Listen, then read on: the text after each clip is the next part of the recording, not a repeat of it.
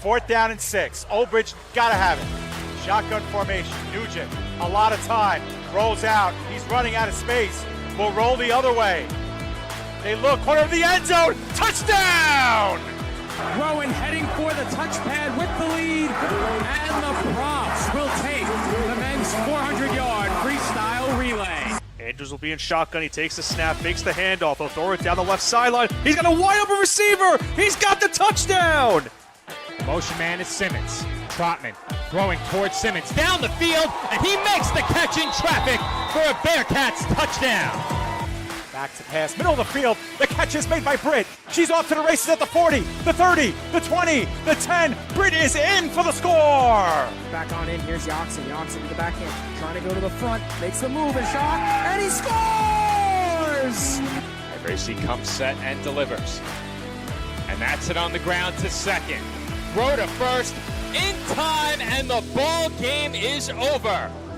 South Shore survives a late scare, and they are the 2024 New York State Little League Baseball champions.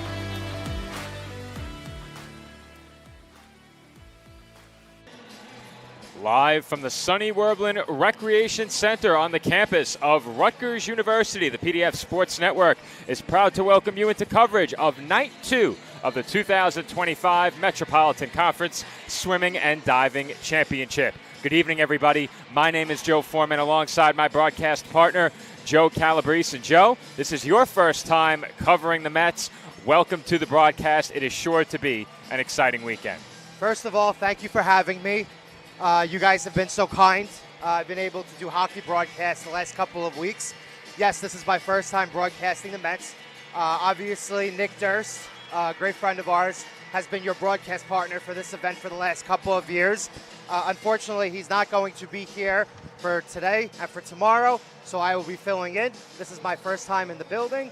It's incredibly nice in here.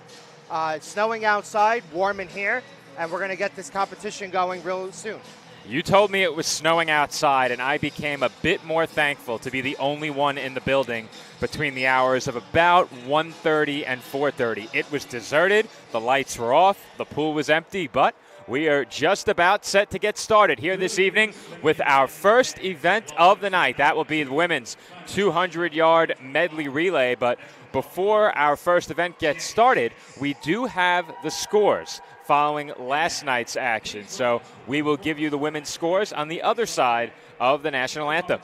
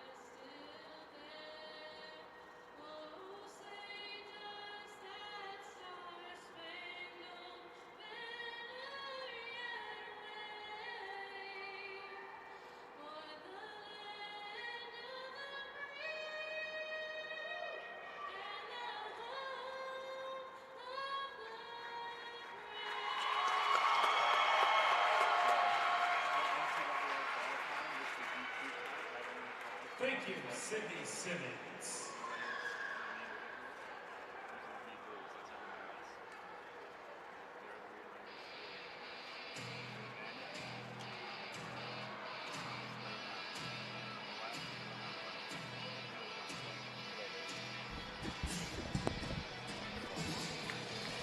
And we are back from the Sonny Werblin Recreation Center, and as promised ahead of our break for the national anthem, we will give you a scoring update beginning first with the women. through one night here at the Mets. It is very close near the top as Roberts Wesleyan comes in with 297 points, followed by Baruch with 293. Mount St. Mary in third at 236. Sarah Lawrence in fourth, 205. Gordon in fifth, 194. Hunter in sixth, 170. John Jay in seventh at 145. Brooklyn in eighth at 138. And SUNY Maritime in ninth with 26.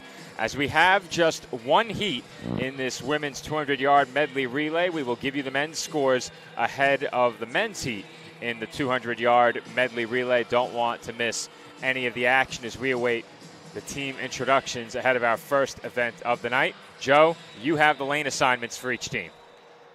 Yes, I do. So for here, the first race of the evening, the women's 200-yard medley relay, we have in lane 1. And for anybody who is new to the broadcast or anybody who has not watched the broadcast either last night or in the previous years, lane 1, if you're watching the broadcast, is to the top of our screen, working our way down, 1, 2, 3, 4, 5, 6, 7, 8. So in lane 1, we have John Jay College. In lane 2, we have Gordon College. In lane 3, we have Hunter College. In lane 4, we have Baruch College. In lane 5, we have Robert Wesleyan University. In lane 6, we have Sarah Lawrence College. In lane 7, we have Mount St. Mary College. And in lane 8, we have Brooklyn College. All of that information now displayed in the upper left-hand corner of the screen. Just want to make sure we have that all cropped correctly without any excess. Don't want to take away from any of our perspective in the pool. But the women's 200-yard medley relay will get us started. Following relays, as has been the case, there will be a 10-minute break. That is after the men's 200-yard medley relay. We'll have a 10-minute break after that, and then we'll have some individual events for you the rest of the night. Joe, I know you are looking forward to our distance events. In particular, you will have to wait until Sunday for that. Yes, unfortunately, we're going to have to wait until Sunday. But once again, this is my first time on the call. You and Nick have been doing an excellent job the last couple of years. I'm very happy to be here. I'm very excited to get to call the live action for the first time. Each team being introduced over public address. As I've mentioned many times, the A finalists in individual events get their own individual introduction complete with player bios ahead of each event. That's a great touch here at the Mets. Here ahead of the relay, each team being introduced one by one. And it looks like they are about set to take to the starting blocks in our first event of the evening. However, they are 2 timers short, so we will have to wait for 2 timers to make their way to the starting blocks. And that sure puts a damper on the start to things. A lot of standing and waiting here. I'm sure it won't take too long, but while we have a moment, let's look at the men's scores from last night. I gave you the women's scores on the men's side. It is Baruch with a sizable lead through one night of competition. They have 422 points. Roberts Wesleyan in second with 332 points. Gordon College in third with 257. SUNY Maritime in fourth with 183. Brooklyn College in fifth with 174. Mount St. Mary in sixth at 170. Lehman in seventh with 72 points. And finally, Sarah Lawrence College in eighth with 12 points. So those are the scores on the men's side through our first night of competition. And pool side, they continue to wait. It looks like a pair of timers have made their way to the starting blocks, so I think we should be getting underway in just a few moments.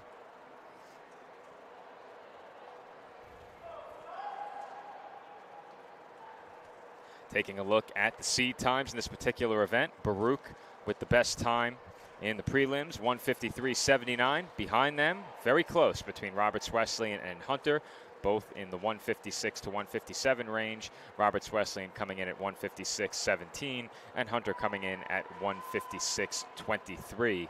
But as we saw last night, the seed times in our relay events typically were not bested in the finals. For most of the other events, the individual events, swimmers did outdo themselves in terms of their prelim time with their finals time. So that's something to keep an eye on. How close will these relay times be to those seed times posted during the prelims?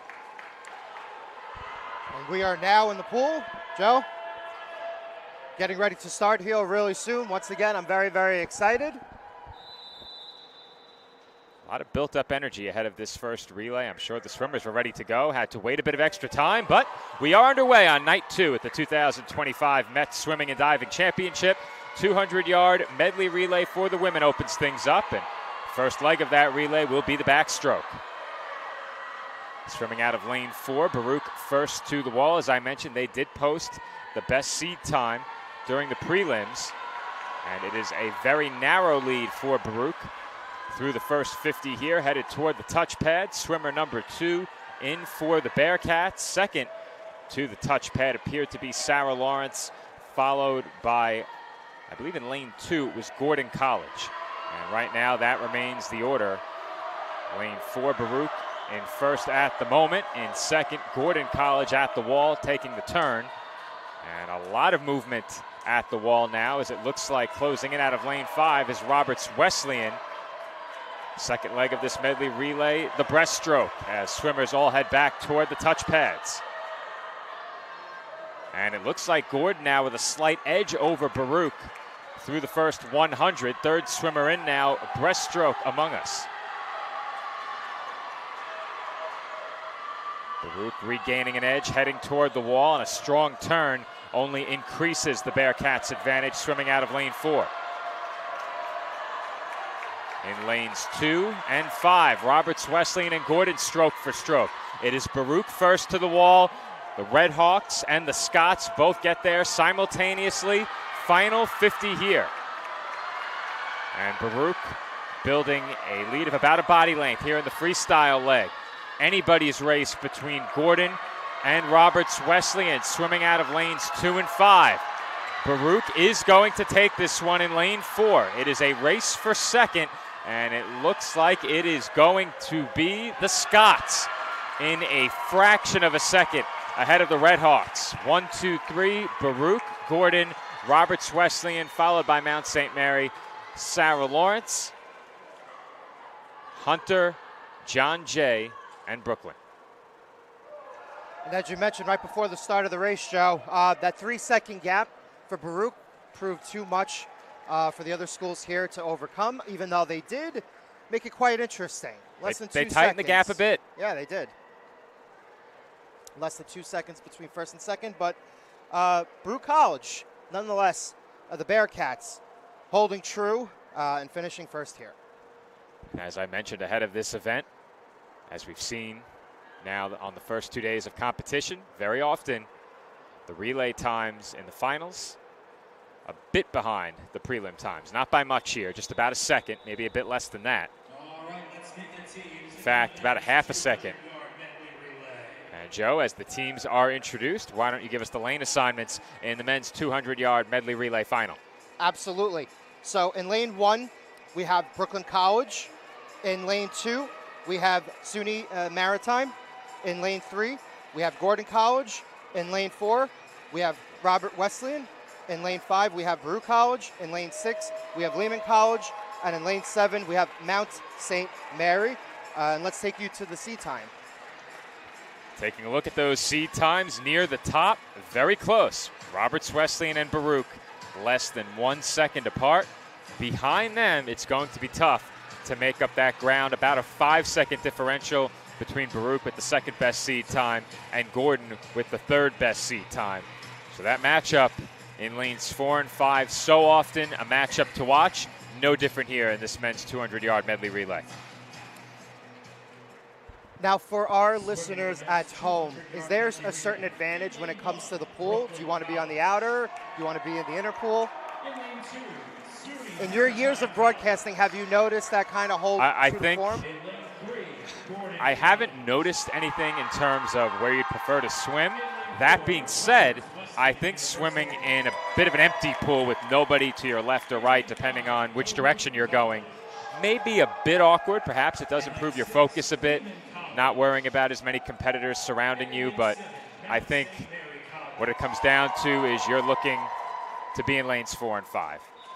Come in off a strong performance in the prelims and get a chance to deliver in the finals. I don't think where you are in the pool plays much of a role. I think how empty the pool is might play a role. You don't see that too often except in maybe a C final or in some cases a B final if it's a relay. And we're underway in the men's 200 medley relay. As we mentioned, very close near the top of the table in terms of seed time. Baruch in lane 5, Roberts Wesleyan in lane 4.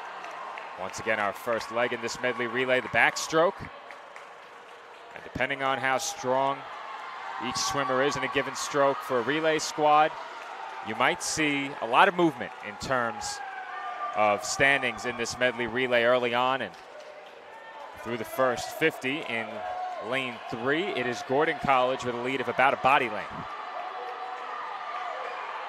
Gordon once again first to the wall, but it looks like Roberts Wesleyan is closing in a bit, swimming out of lane 4, neck and neck in lanes 5 and 6, Baruch and Lehman. Scots send in, or I should say, Scots and the Red Hawks both send in their second swimmer just about simultaneously. The Scots perhaps in just ahead of the Red Hawks, but not for long. As look at that underwater in lane 4, about 60% the length of the pool. We do apologize for not having each individual swimmer's name. Unfortunately, those are not provided on the meet sheets, so we have to go by school. However, swimmer number 3 for the Red Hawks went about 2/3 the length of the pool on that underwater, turning from the wall, and that helped Roberts Wesleyan build a sizable lead that they will not relinquish. It is the Red Hawks taking first, followed by the Scots in second. In the race for third, Baruch narrowly edges out Lehman. Bearcats take third, the Lightning fourth, the Knights fifth, Privateers sixth, and it will be the Bulldogs in seventh. Excellent showing for Robert Wesleyan. Better than their seed time. And as you mentioned, in the third portion of that medley race, it seems like, once again, we do not have the male swimmer's name, so we apologize for that. But it seemed like body length really played a factor there, using all of the height to his advantage, getting into the pool and bouncing off the wall. So great race over there, and Robert Wesleyan holding true to form, finishing in first. And with that, we will head to a 10-minute break. So Joe and I will step off headset. They'll have some copyrighted music playing during the breaks, and we can't have that on our stream. So we will step off, and when Joe and I come back, we will continue our Night 2 coverage here at the Mets Swimming and Diving Championship. Still to come tonight, the 400 IM, the 100 fly, the 200 free, the 100 breast, and the 100 back. All of that coming up following our 10-minute break right here on the PDF Sports Network.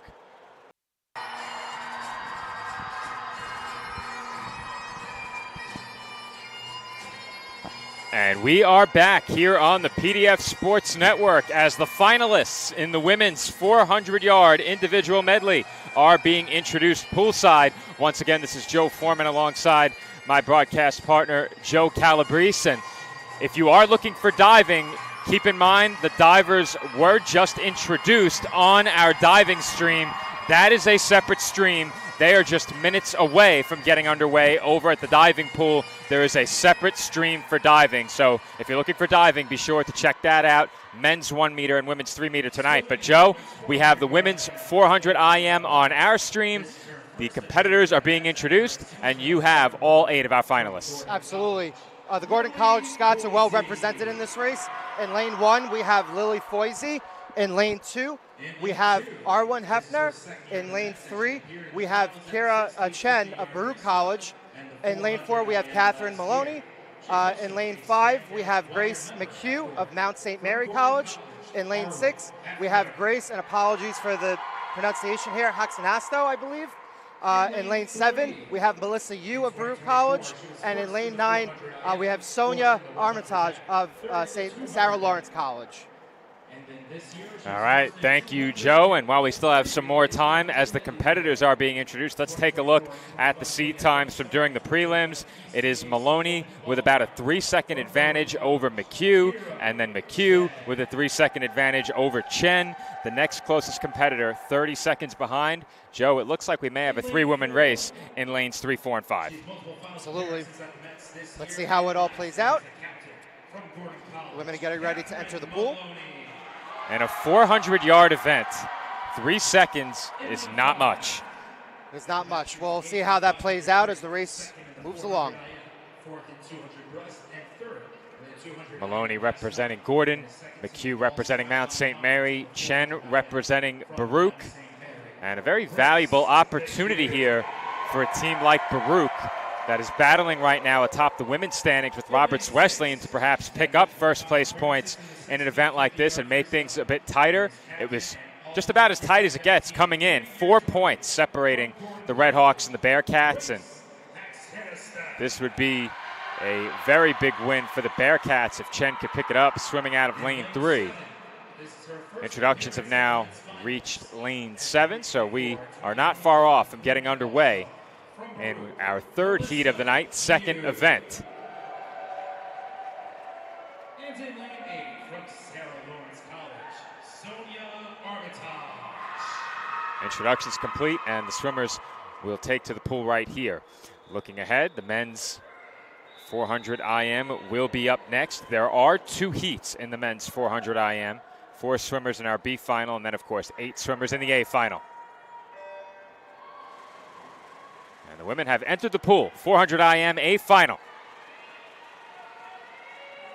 Swimmers head toward the wall through the first 25, and right now in lane 3 it appears to be Kira Chen who is to the wall first by a very slim margin. Off the turn, not much of a difference, and Chen remains in the lead by a narrow margin. Of course, the breaststroke first in this 400 IM is Chen and McHugh both to the touch pads at about the same time. You get a look at those splits up on the board. About less than 2 seconds. Maloney is off the lead at the moment. McHugh and Chen about 0.4 of a second apart, a bit less than that. So very close through the first 50. Chen's lead growing ever so slightly off that last turn. About half a body length now over McHugh. Maloney well within striking distance. And as we suspected, Joe, 1, 2, 3 right now with a distinct advantage. And Kira Chen maintains her lead. Once again, just about under 2 seconds. Maloney, 37.84 here as we enter the length of the race, right? We are at the quarter mark with that last touch, but if you get a look, Joe, Chen gained about a second in that last 50 over McHugh, and you can see that reflected now. But as we know in these medley events, if a swimmer is stronger in a particular stroke, that can really change things quickly. And right now, Kira Chen in the backstroke has picked up a sizable advantage. She is first to the touch pad by about 3.5 seconds. But Maloney, really good turn over there coming off the wall. She's able to cut the lead, and now she's in second. But there's still about a body length or so, body length and a half between her and Chen for the lead. Look at those splits, Joe. Maloney on the backstroke picked up about a second. And you can see her beginning to close in. The lead for Chen entering that particular stroke was much larger than it is right now. Chen will still be first to the touch pad by a fairly significant margin. Maloney closing in and did not pick up nearly as much there. About 0.2 of a second, but I think the big story there is that McHugh on the backstroke was about 2 seconds off the pace of Chen and Maloney, especially in that last 50. However, Joe, it looks like she's gaining in the breaststroke. Yes, she is.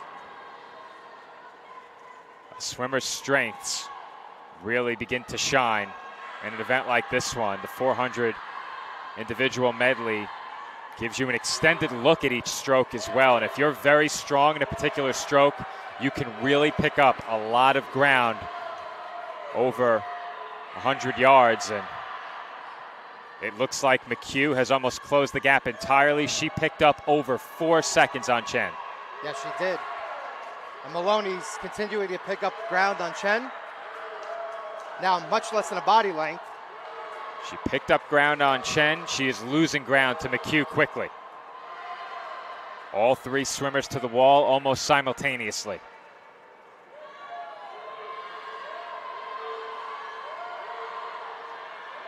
They are stroke for stroke right now. It is impossible to tell from our vantage point who has an advantage, if anybody has an advantage at all.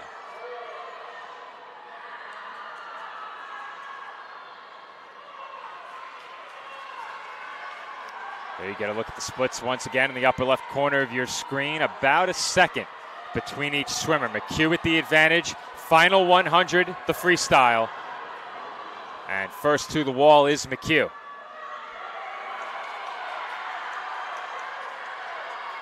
She is stroke for stroke with Maloney. Chen losing ground here, but not by much. She's about a stroke behind. This is truly anybody's race in lanes 3, 4, and 5. All three swimmers within 1 second of each other on the splits during that last 50. And Chen has really turned it on here. Swimming out of lane 3, Chen has kicked it into another gear. She's running away with this one. This was shaping up to be our closest finish of the weekend, and Kira Chen said not so fast. Chen is going to take first by several seconds. Maybe just shy of 2 seconds. Little less than 2 seconds from Catherine Maloney. And it seemed, Joe, once we got into the freestyle portion, the last leg of this race, it seemed like Kira Chen got a lot of momentum coming down, coming off the wall right at the end over there. So a little bit of an upset here. The last 50 won it for Chen. Those three swimmers were neck and neck in lanes 3, 4, and 5. And out of nowhere, Chen just kicked it into high gear and was able to run away with this one. What an effort by Chen.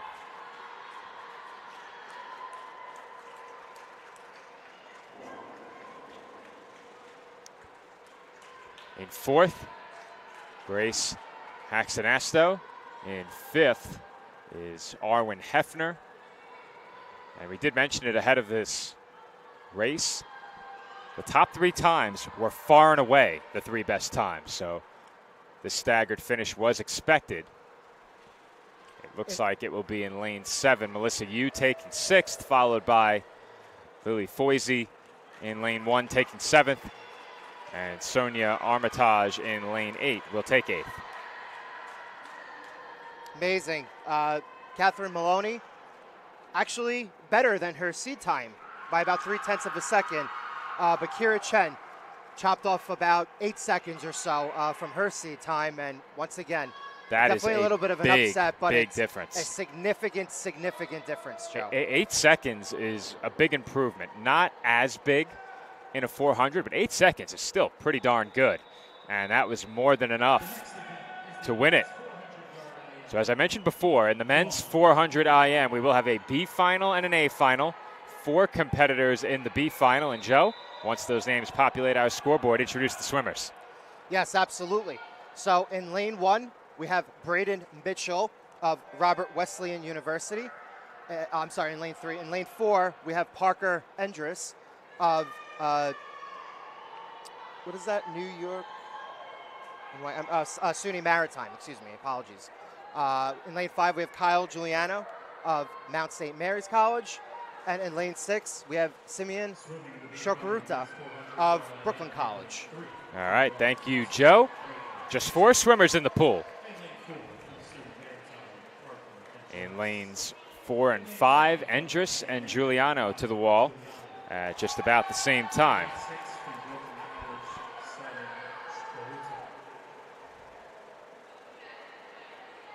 Heading toward the touchpad, gaining a slight edge, is Kyle Giuliano. He comes in about a second, make it 2 ahead of Endress.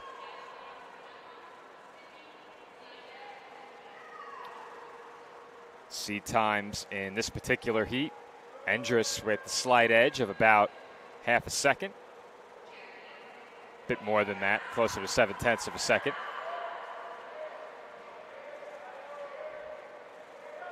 The lead for Giuliano growing here as the swimmers are in the midst of the butterfly.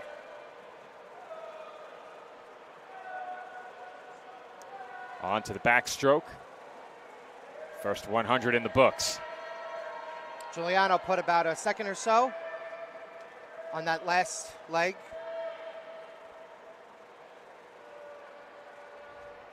Once again, he is first to the wall.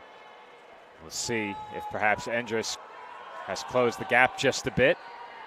Looks like the lead for Giuliano right now is a bit more than a body length, maybe a body length and a half now. From our vantage point, it seems like he's putting just a little slight distance between him and Endress for second place. And now what was a 2-second lead has now grown to just under 4 seconds, Joe. That's what you like to see if you're a swimmer out there in the pool.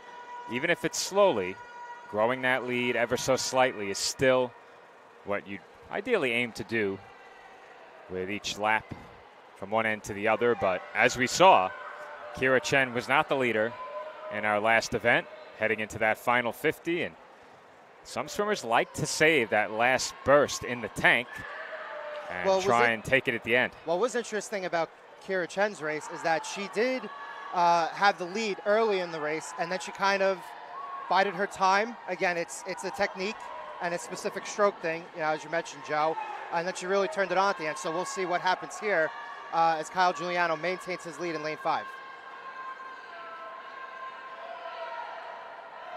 So for those who are awaiting the start of diving, tough for us to make out whether or not they have started it. It sure looks like it. I think the announcements are being made. Hopefully they're using our microphone. If not, we may have to go wire them up.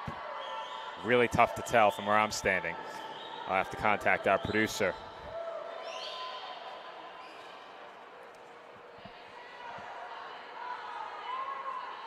There you get a look, Joe. Parker Endress. Is now in the lead. He picked up. Yes, he did. He picked up over 3 seconds on Kyle Giuliano. And Chopped like off I said, 3.5 seconds real fast, and he's working on a lead of about a body length here as both men come off the wall. as I said before, a swimmer, if they are especially adept in a particular stroke, it really shines through in this 400-yard individual medley. And you can see in the breaststroke, Endress really shining. Sub 41 split there. And Parker Endress turns about a 3.5 second deficit, we'll say, now into a 3.5 second lead. That's a remarkable turnaround for 100. 7-second turn right in the middle of the race. Final 100, the freestyle.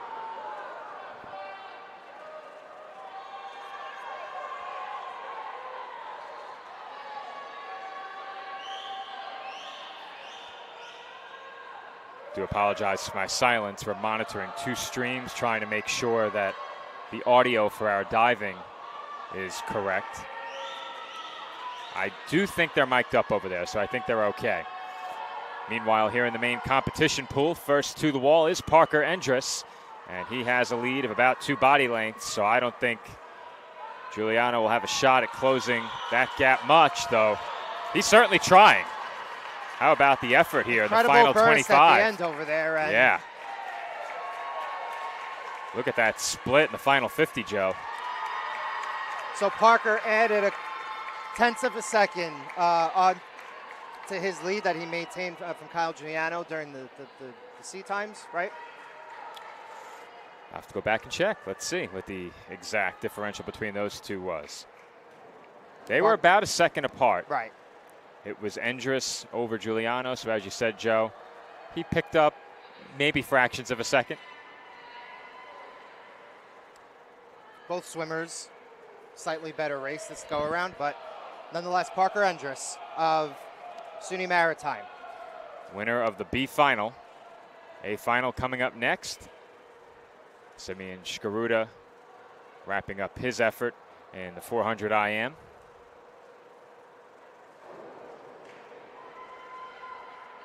Your attention, please. In the B final of the men's 400-yard IM.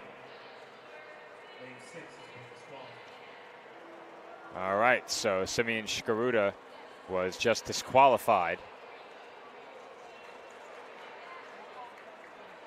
And his time up on the board goes in at 6:07.88, but that will not be counted as he has been disqualified. So That does it for the B final in the men's 400 IM. In just a few moments, we will meet the A finalists in this same event. And then after that, things really begin to pick up with rapid fire events, the 100 fly, the 200 free,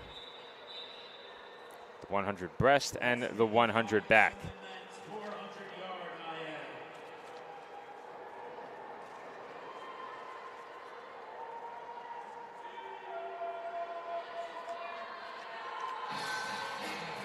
Once those names populate the board, Joe will introduce them to you.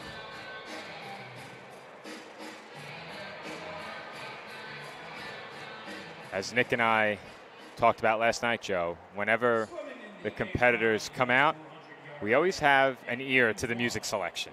Yeah, we do. We have favorites Have to every single year.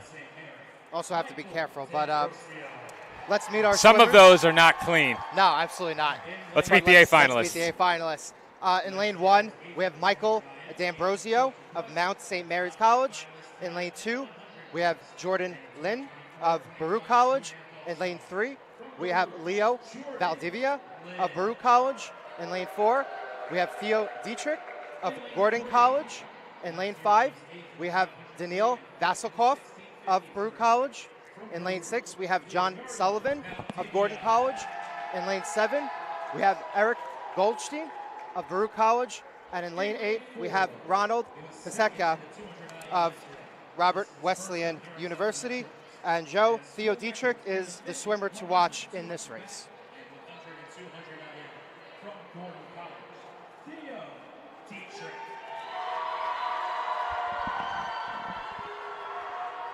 All right, thank you, Joe. I'm still attending to the audio over at our diving stream, trying to make sure that's all sorted out the way it should be. With both events going on at the same time, we have to pull the audio from the diving announcer's microphone into our live stream. However, with events also going on in the main competition pool, the speakers in the building are picked up by our wireless microphone, and that really makes for a lot of extra noise over the diving stream. Unfortunately, there's not much we can do about that. Introductions now have reached lane 6. Let's get a look at the seed times in this event, Joe, and see which swimmers we have to watch out for. Well, as I mentioned, it was Theo Dietrich of Gordon College with 4 minutes, 21 seconds, and 6/10. And right behind him, Daniil Vasilkov.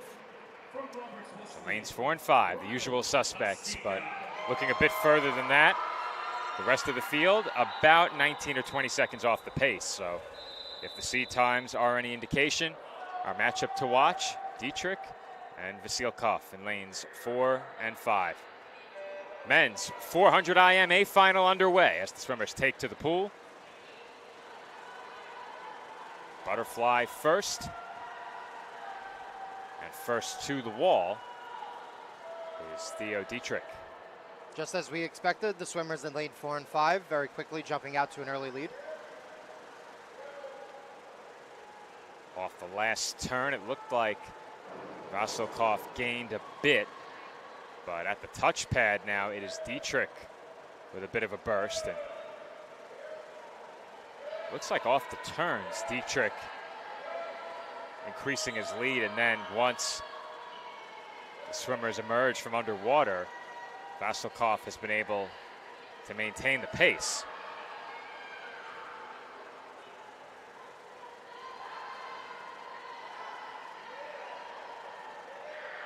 Both swimmers to the wall between the 53 and 56 second mark. Dietrich picked up about a second on Vasilkov in that last 50.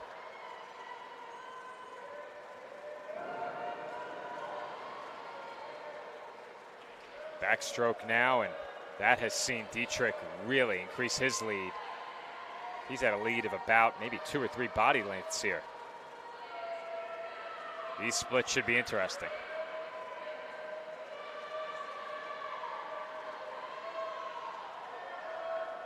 About a 2-second difference here between Theo Dietrich and Daniil Vasilkov. And you can see that reflected now in Dietrich's growing lead. Going into that approximately almost a half a length of the pool. Going into that last touch, I expected that split time differential to be greater than 2 seconds. We'll see what we're looking at here. 31.05 for Dietrich.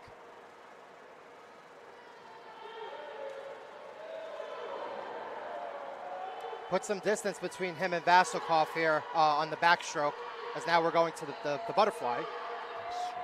Breaststroke. Oh, the breaststroke. My apologies. We're learning, Joe. We're learning. You're learning. I knew that. You're learning. No, I knew that. I'm now a 5-year vet. Got to get used to the cadence of everything. Or I'm a 4-year vet. This is, I think, the 4th time. See, I can't even remember how many times I've done this. We'll be nice and polished by the time tomorrow rolls around. That's what I like to hear. The lead for Dietrich expanding by about 9/10 of a second in that last 50. And he has grown that lead even further off that turn and is headed back for the touchpad well ahead of his nearest competitor, Daniel Vasilkov.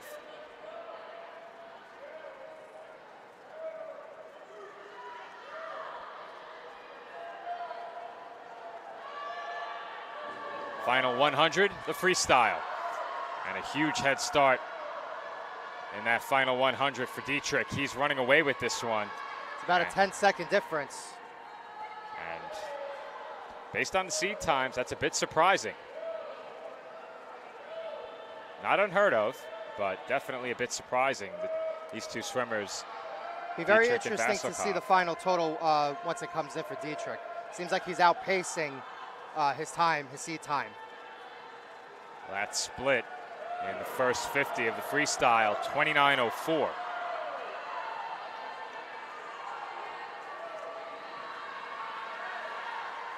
Nearly a 6-second advantage in that regard. And Dietrich headed for the touchpad. He is going to come in well ahead of his seed time, 17 seconds ahead of his seed time. What a performance. What a performance. And Leo Valdivia in lane 3, coming in second.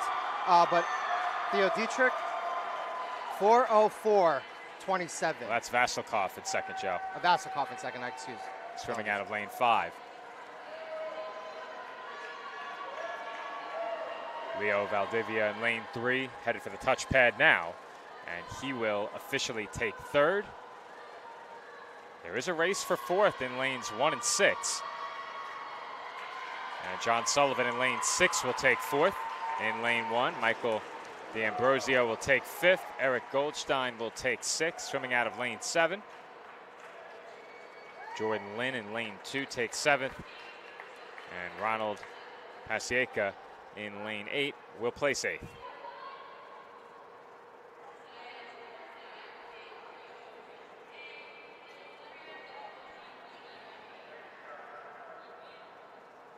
Final analysis, 17 seconds better for Theo Dietrich than his seed time. So incredible performance. Seemed like as we were watching the race unfold, knew he was outpacing, and it was the case.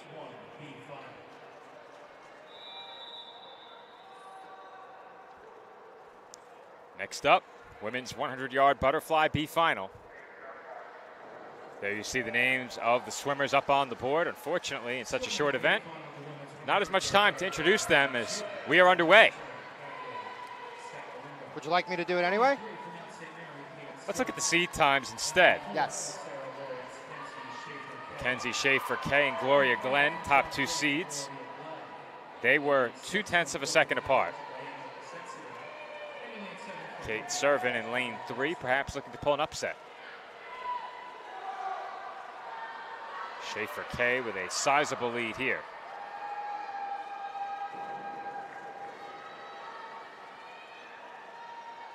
Just about a second separates Schaefer-Kay and Glenn for 1 and 2.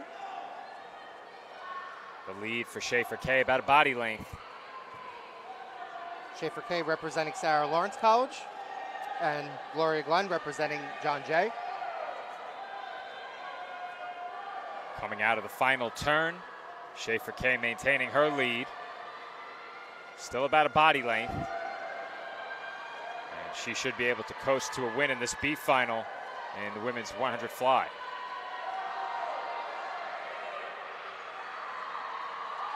And she will come in about 6 seconds ahead of her seed time. Yes, both the top two swimmers came in approximately 3 seconds better than their seed times, but it was Mackenzie Schaefer K, once again, of Sarah Lawrence College, with the win here in the women's 100 fly.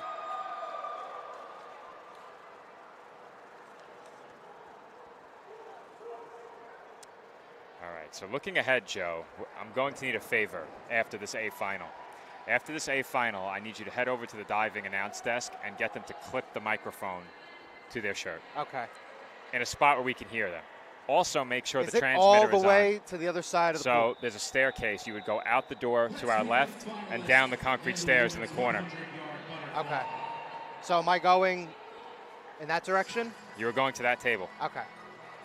All right, we'll figure out a way to get there. Unfortunately, you're going to have to be doing this solo for a little bit. Hopefully just for the B final. It's not a long trip. Meanwhile, our A finalists in the women's 100-yard butterfly are making their way to the pool. Let's meet them now. I was going to say, would you like me to introduce them before I I head would. out? Thank you. So in lane 1, we have Emily Berg of Sarah Lawrence College.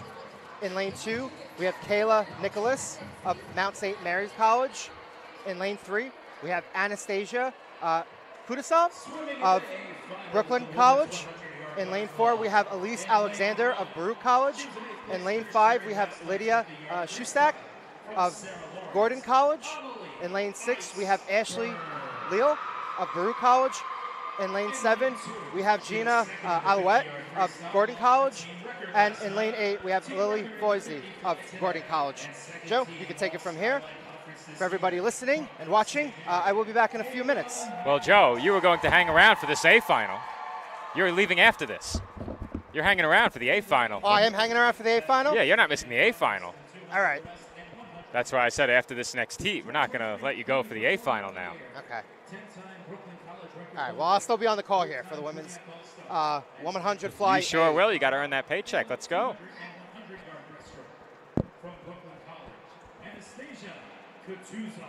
Introductions one by one taking place right now as the swimmers are assembled at the starting block. So as the swimmers are being introduced, let's turn our focus over to the seat times. Elise Alexander of Baruch College entered here with the fastest time of just south of a minute, 59 seconds and 34 tenths. Directly behind her in lanes 3 and lane 5, we have Anastasia Kudasov and we have Lydia Shustak. So both of those swimmers are just about 3 seconds off of Alexander's seed time.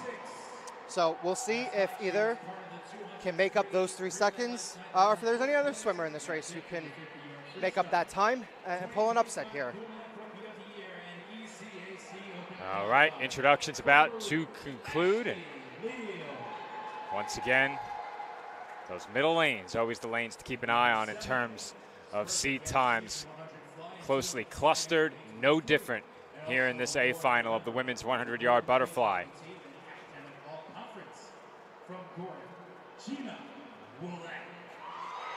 Lily Foisey about to be introduced, and she just competed. Live chat is letting us know to expect a 58-second time. We'll be keeping an eye on that, Zachariah.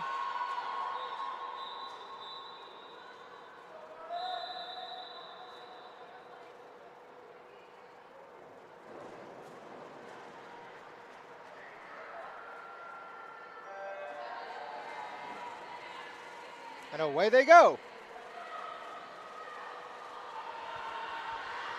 We are underway in the women's 100-yard butterfly A final. And as expected, Joe, it is Elise Alexander. Very early on here, maintaining just about a body length lead, coming off the wall.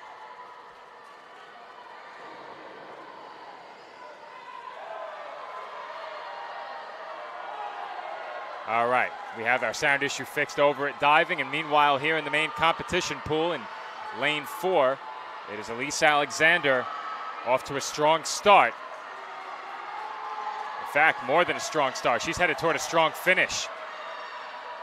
We'll see if the live chat had any insight. 58-second time, not quite, but sub 1 minute once again. 59.47 for Alexander. Lydia Shustak in second. Anastasia Kutuzov in third. The rest of the competitors, Nicholas in fourth, Leal in fifth, Olette in sixth, Berg in seventh, and Foisey in eighth. Shustak swam just about second better than her seat time and was able to chop just a little bit off that 3-second advantage that Alexander had coming into the race. But Joe, neither swimmer was able to beat her, and Elise Alexander takes the women's 100-yard butterfly.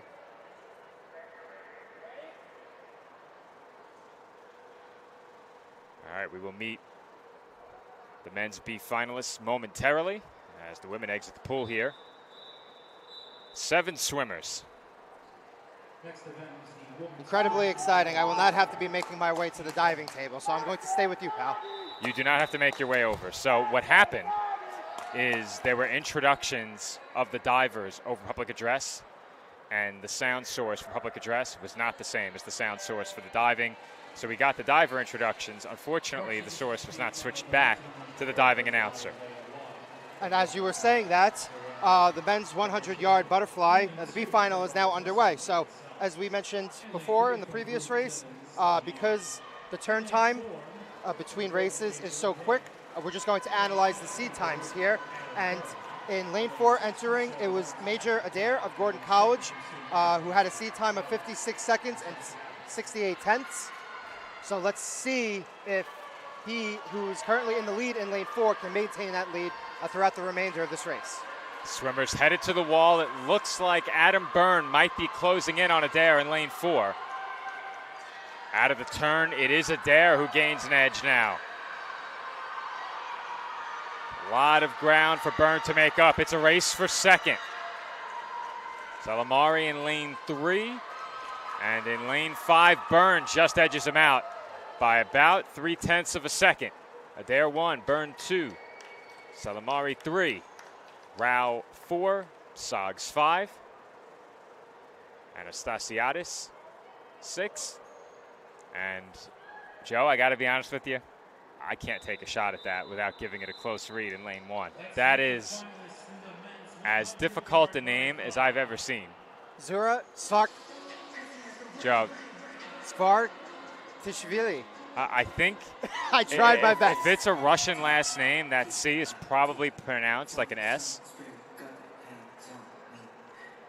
That would be my guess. Skardishvili? Skardishvili, that's a pretty That's good what try I would at say. that. All right. I do have some Russian in me, and I did take Russian for quite some time. We did take Russian at Staten Island Tech together. We did, that's right. Is it still one of the only schools in the country that offers Russian? We got to look into that. I don't Anyway, know. some last-minute analysis from that race. Adam Byrne of Baruch College did swim about a second and a half better than his seat time, and he actually chopped some of that total off, but was not able to fully make up the difference. So as we prepare now for the men's 100-yard butterfly, the A final, in lane 1, we have Luca Shapiro of Baruch College. In lane 2, we have Floyd Diaz of Baruch College. In lane 3, we have Rowan Hayes of, was that SUNY Maritime again? Yes. In lane 4, we have Anthony, right? Anthony Petrie. So, Pitusha. Pitusha? Yes, Okay. he came over and gave us the correct pronunciation Because of I was his going name. to say, that sounded like his friend Anthony who came over Pitusha. here before. Okay, so we got Yeah. that right. I think they'll be very happy to know that we got that right on the broadcast live. So he swimming from Robert Wesleyan University. In lane 5, we have Ronald Sanchez of Lehman College. In lane 6, we have Michael Guzman of Baruch College. In lane 7, we have Jackson Lerner of Mount St. Mary College. And in lane 8, we have Ethan Abramov of Baruch College. All right, thank you, Joe. And you're just too good at this. You're so much quicker than public address with the bios that Am I quicker than Nick Durst? That's the question. now, is there a competition? I counter with a question of my own. I might be better than Nick. You know I'm right. All right, all right. We'll have to ask him. Unfortunately, Nick is getting ready for a little vacation. We'll have to ask Nick what he thinks about that next year. Yeah, so unfortunately, usually Nick is a very big supporter, just like Dave Pizzuto is. Anything that we do here at the PDF Sports Network, usually our colleagues and our friends are listening in and watching us and kind of giving us a little, what would you say? Some jokes, right, thrown around as we do this. But for Nick, he's on vacation, so we wish him the best. We hope he enjoys his time with his wife and his 1-year-old son, Scott. He's a handsome little devil. Maybe one day he'll be the youngest broadcaster in the history of our network. You got to break him in. Men's 100-yard fly, a final. In lane 4, Anthony Pitosha headed to the wall. He is there first and already has a lead of about a body length off that turn. His underwater takes him about half the length of the pool. And he has a sizable lead headed toward the touchpad. I'm not sure anybody's going to catch him. Keep in mind, his seed time was 5 seconds ahead of his closest competitor. He's looking to top a 47:02 seed time. Based on what we've seen so far, it seems like he is keeping pace. It's going to be close. He got it. Sub 47. Very nice, chopping 0.3 off of his seed time total. Great effort for him. Followed by Hayes, Sanchez, Guzman, Diaz, Shapiro, Abramov, and Lerner. Just got that in time before the names came off the board. Most swimmers in this race, most of these times approximately match the seed time totals. Most swimmers in this race actually were able to chop off a little time, but nonetheless, he repeats. And I will tell you that 1/100th of a second to get the sub 47 does matter. It does matter.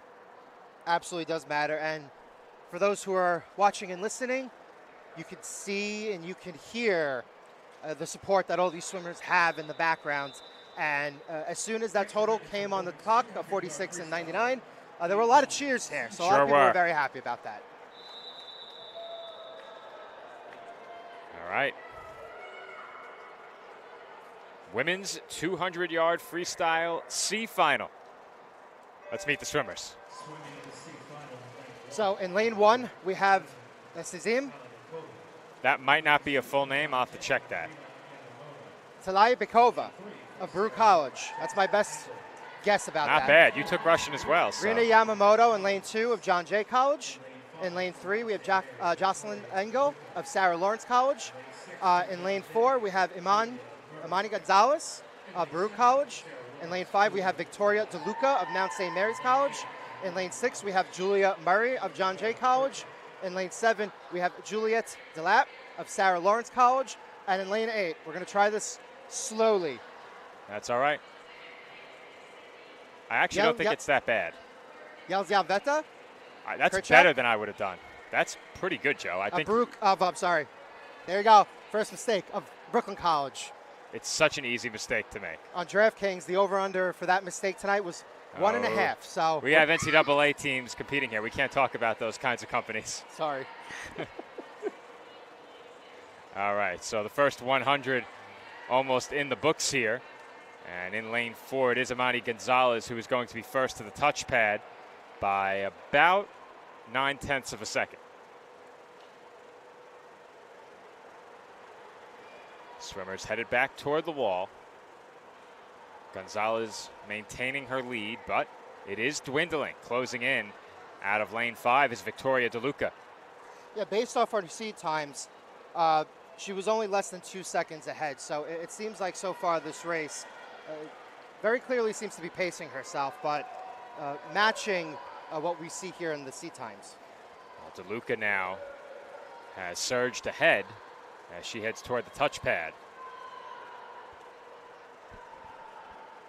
Let's take a look at these splits here. She picks up about nearly 2 seconds on Gonzalez. Meanwhile, Jocelyn Engel in lane 3 with an impressive sub-41 split. And you can see that beginning to reflect in the standings right now, as Engel was first to the wall.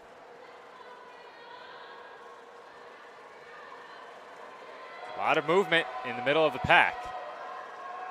Engel now closing in on the touch pads, and it looks like she's going to take this. Jocelyn Engel, swimming out of lane 3, representing Sarah Lawrence, takes first. That final 50 really saw Engel turn it on. 38.3 split. Also a sub 39 in lane 6. And Gonzalez, who had the best seat time total, does not finish here in the top 3 in this race. And you see that quite often in the C final and the B final. When you're an A finalist in a given event, a lot of the time they will make sure that you're paced well in order to perform your best in that A final. Not often you see a swimmer with the top seed time fall to 4th. Though the times were pretty close. More so in the top 3 than beyond that, though. The bottom of your screen in lane 8. So once again, we're going to have an incredibly quick turnaround time here between the C final, the B final, and then the A final. Not as quick as our next events. Beyond the 200 free, it is Kerchak still swimming out of lane 8, as I was about to say, partially obstructed at the bottom of the screen. We always try and make sure that if the progress in lane 8 is close to the top, that we don't lose it, because it is very easy for us to lose sight of lane 8 from our perspective. It really depends as well on how crowded it gets poolside.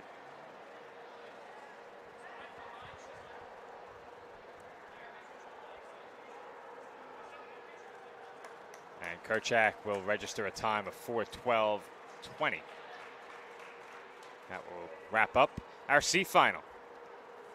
The B finalists waiting at the starting blocks, and they will take their positions momentarily.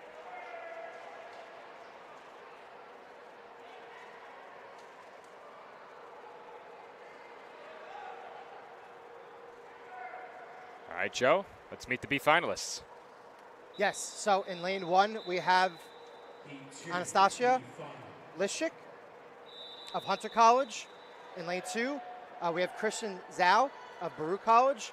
In lane 3, we have Kalia Gormley of Gordon College. In lane 4, we have Ava Greengrass of Sarah Lawrence College. In lane 5, we have Brannon Mulkerins of Mount St. Mary's College. In lane 6, we have Isabella Bichetto of Gordon College. In lane 7, we have Grace Driver of John Jay College. And in lane 8, we have Catherine McClellan of Robert Wesleyan University.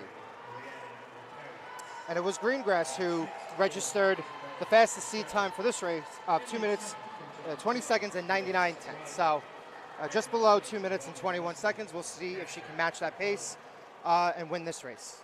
Well, Cairns was not far behind, about a second.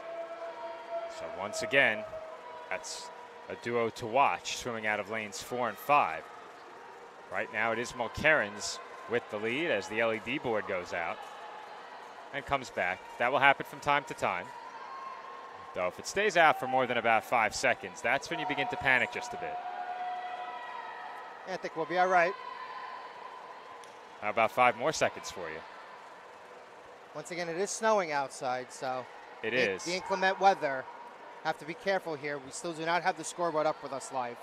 Well, if the board were to stay out, our job gets infinitely more difficult. So what we'll do for now, with the scoreboard out, we will remove that graphic from the screen, and we will hope for the best. The scoreboard in the venue is out.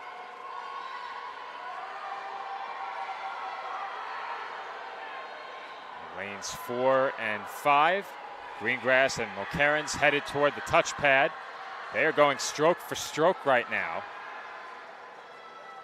And I would guess they touch simultaneously. This is where you need that big board. I was going to say, it seemed like Mulkerins had the slight edge there, but coming off that turn, it seemed like Greengrass got the better of that exchange. And we have the board back. All right, board is back. The board is back in town. Based on my assessment, I seem to have been corrected. Greengrass, who chopped off, and she had a 7/10 advantage here as we come into the final stretch of this race, Joe. It's going to be close. Mulkeren's closing in. Both swimmers headed for the touch pad, stroke for stroke, and just edging out Mulkeren's green grass. 1/10 of a second. That's about as close as it's going to get. Excellent finish there. The top two swimmers in this last race, both improving their seed time, improving on their seed time. But it was Ava Greengrass of Sarah Lawrence College, nonetheless, slightly outpacing her seed time. And again, Joe, those final maybe 2 or 3 lengths of the race, once she ended up getting a little more momentum off of the wall in comparison to Mulkeren's, she really delivered at the end there. Well, I asked this question to my broadcast partner, Nick Durst, last night. Does he subscribe to the notion it's not how you start, it's how you finish? And I think the answer is it depends. In swimming, I actually think that does apply, because again, we don't want to keep beating a dead horse, but for most swimmers, there is a particular or a certain stroke that's more advantageous to them. So in this case, it really does matter how you finish. But as we get ready for the women's 200-yard freestyle, the A final, swimmers are now coming up on the board over here. You're at my broadcast partner. A lot of wires. A lot of wires over here. A lot of wires. So let's introduce the swimmers in this race. Lane 1, we have Victoria Hapsis of John Jay College. In lane 2, we have Ella Hernan of Sarah Lawrence College. In lane 3, we have Julia Mecker of Sarah Lawrence College. In lane 4, we have, is it Maya or Mia? It's Maya, right? Yes. Maya Webb. Maya Webb, and she's swimming out of Robert Wesleyan University. In lane 5, we have Cara Pelletieri of Robert Wesleyan University. In lane 6, we have Megan Worcester of Mount St. Mary's College. In lane 7, we have Haley Welch of Robert Wesleyan University. And in lane 8, we have Emma Brule of Gordon College. Those are our 8. And it was Maya Webb of Robert Wesleyan University with the fastest seed time here, Joe, of 1 minute, 54 seconds, and 4 tenths. So, well, Joe, just building upon our previous discussion, what I said to Nick when I posed that question to him about starting and finishing, I said, it's about how you pace yourself.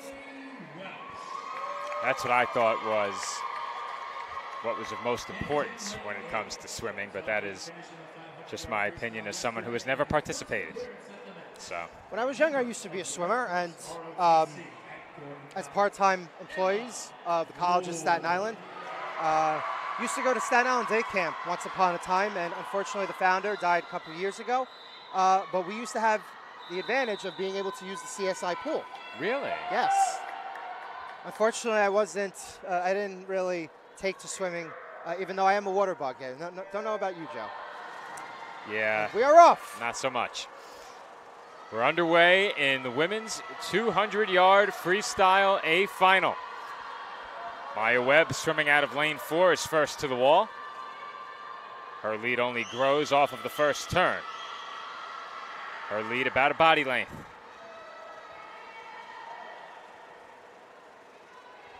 Her seed time far and away the best among the 8 competitors in this A final.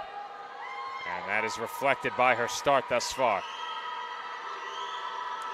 It's Cara Pelletieri in lane 5, also of Robert Wesleyan University, currently in second. So we'll see if that stays the way it is as this race moves on. Well, I mentioned it earlier. It was the Bearcats and Roberts Wesleyan tight near the top of the standings after the first night of finals. And sure, if you're the Bearcats, you would like Julia Maker to perhaps steal second place here and take some points from the Redhawks. As of right now, it is Maya Webb with just over a 2-second advantage on her teammates. Roberts Wesleyan right now, the clear-cut 1 and 2. Pelletieri and Webb.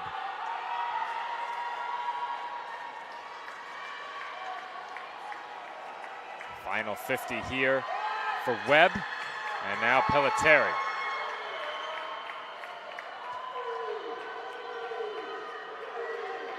Webb's seat time, 1:54.40.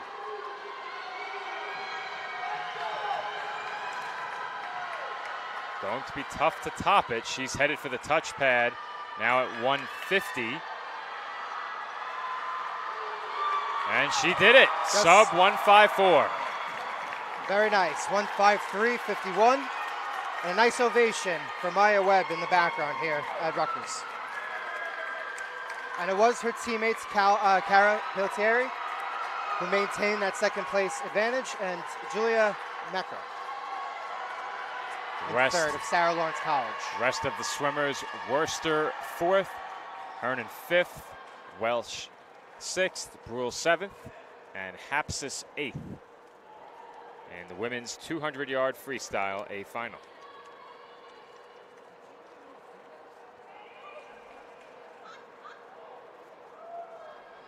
All right, for the men, just a B final and an A final. 2 heats. And the men's 200 free. 200-yard freestyle, heat 1, B final. So for the men's 200 free, the B final, in lane 1, we have Muiber, Shad of Brooklyn College. I think the board is clustering his name. I think that's spelled M-U-J-I-B-U-R. So Muhiber. Mujiber? Yeah, Muhiber. Muhiber. Okay, there you go. That would be my guess. Okay, in lane 2, Liam McManus of SUNY Maritime. In lane 3, we have Dylan Gelmar. I said Salamari. But Salamari. Okay, that's a C, I'm sorry. Salamari of Baruch College. In lane 4, we have Teddy Mills of Mount St. Mary's College. In lane 5, we have Andon Fedor of Robert Wesleyan University. In lane 6, we have Ryan Colombo of SUNY Maritime. In lane 7, we have Joshua Natandan of Brooklyn College. And in lane 8, we have Alan Mardakayev of Brooklyn College. I did get 100 on the Russian Regents, you know. I think I got like a 90. I did better than I thought it was going to do. My conversation on the Russian Regents was ordering from Burger King. In lane 5, it is Andon Fedor with a nice lead of about a body length. He appears poised to take this one, barring any late changes and where these swimmers stand.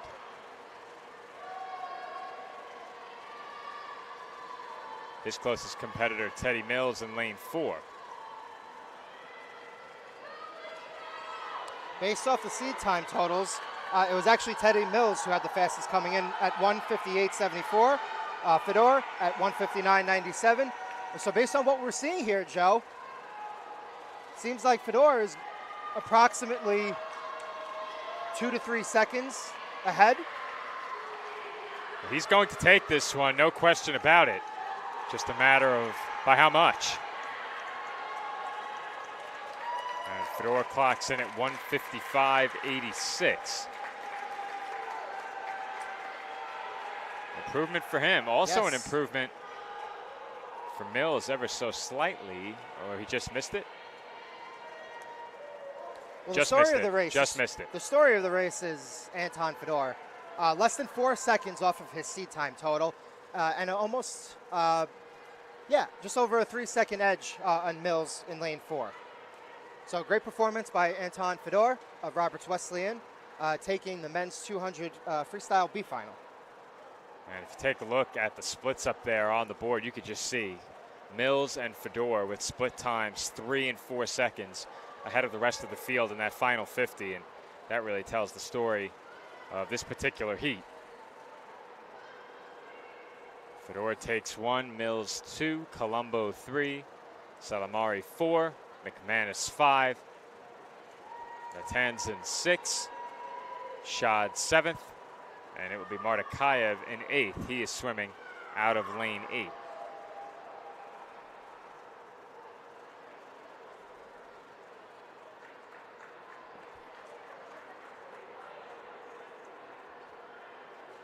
Next up, the A final in the men's 200-yard freestyle. After that, we have the 100 breast and the 100 back to wrap up night 2 of finals here at the 2025 Mets Championship. And Joe, I almost missed an event. There's one more event. On the back page, we have the 800 free relay wrapping things up. That's right. which means we're going to find out. How many races total? We have 15? The way this sheet is laid out, a bit tougher to count. I'm not going to. Right. I do, however, have a sheet that lays it out much more concisely. Well, as Joe finds that sheet and gives us an I official think total. you have it in front of you. Do I? It's the sheet on top of that pile right there. There it is. There it is. And she gave it to So me. the 800 free relay was cut off of our meet sheet. It was divided into 2 separate pages. Right. So I missed it. But we're going to find out who's better at announcing relay time, you or Nick. I don't know about that. So Nick you might don't have think the you, edge on me for now. you don't think you can one-up him I on that think one? I could do it. I just think I need a little seasoning first. All But right. As You'll have 2 shot. Well, will you have a shot at it tomorrow? Are there more relays tomorrow? let's get you the sheet again. And as you read that off, There are let's indeed more relays tomorrow. introduce the swimmers here for the men's 200-yard freestyle A final. In lane 1, we have Broden Baldwin of Roberts Wesleyan University. In lane 2, we have Matt, is that Klemek or Klimek? I would say Klimek. Klemek of SUNY Maritime. In lane 3, we have Jefferson Tahara of Lehman College. In lane 4, we have Ramiel Bangersh of Baruch College. In lane 5, we have Tanner Pinto Khan of Roberts Wesleyan University. In lane 6, we have Roger Sanchez of Lehman College. In lane 7, we have Derek Woodford of Roberts Wesleyan University. And in lane 8, we have John Sullivan of Gordon College. And Joe, this was something that stood out to me doing my homework right before we started the broadcast. The seat times here. So we have Bangersh, right, in lane 4, a total time of 150 and 1/100th. And then right behind him in lanes 5 and in lanes 3, we have Pinto Khan and Tahara. Both of them just under 1 second off of the top seat time total in this race. So lanes 3, lanes 4, and lanes 5 are the lanes to watch here as the race gets started, Joe. Underway in the men's 200-yard freestyle A final. First to the wall is Faingersh. And his lead is about half a body length, headed back toward the touchpad. The rest of the field very closely assembled in lanes 1, 2, 3, 5, 6, and 7. Faingersh continuing to distinguish himself. His lead growing closer to a body length, but Pinto Cone right on his heels, looking to gain some ground off that turn. May have gained just a bit. Jefferson Tahara in lane 3 as well in the mix. Pinto Cone, Faingersh, Tahara, 1, 2, 3 to the wall. Not in that order, however. Faingersh was first to the wall. Or I should say the touchpad. He is also first to the wall. His lead still just shy of a body length.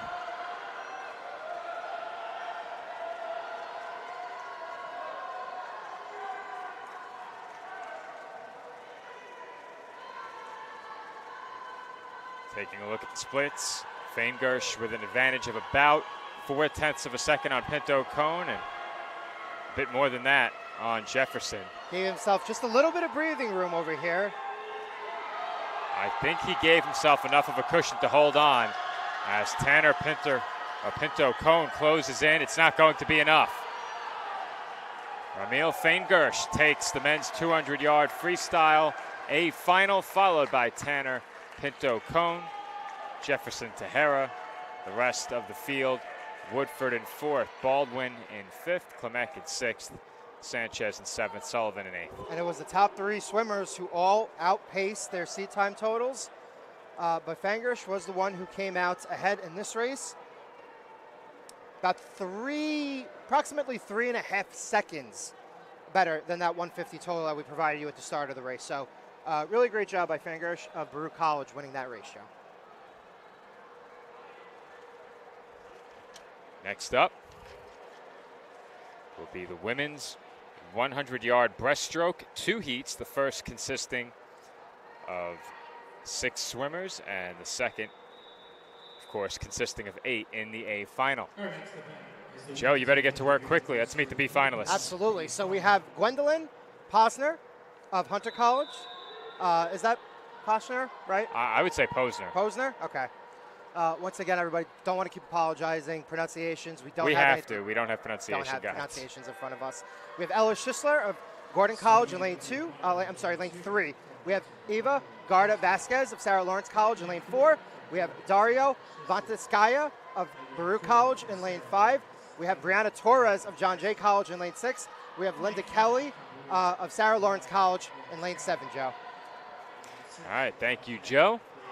As the swimmers head back toward the touchpad to complete the first 50 in lane 4. And it Eva is Garda Garda Vasquez, Vasquez. the swimmer to watch in this race, and she is currently in the lead. Her lead maybe just a bit less than a body length here. Off the touchpad, that lead remains steady at just shy of a body length. She may have even increased it a bit, and it looks like she has.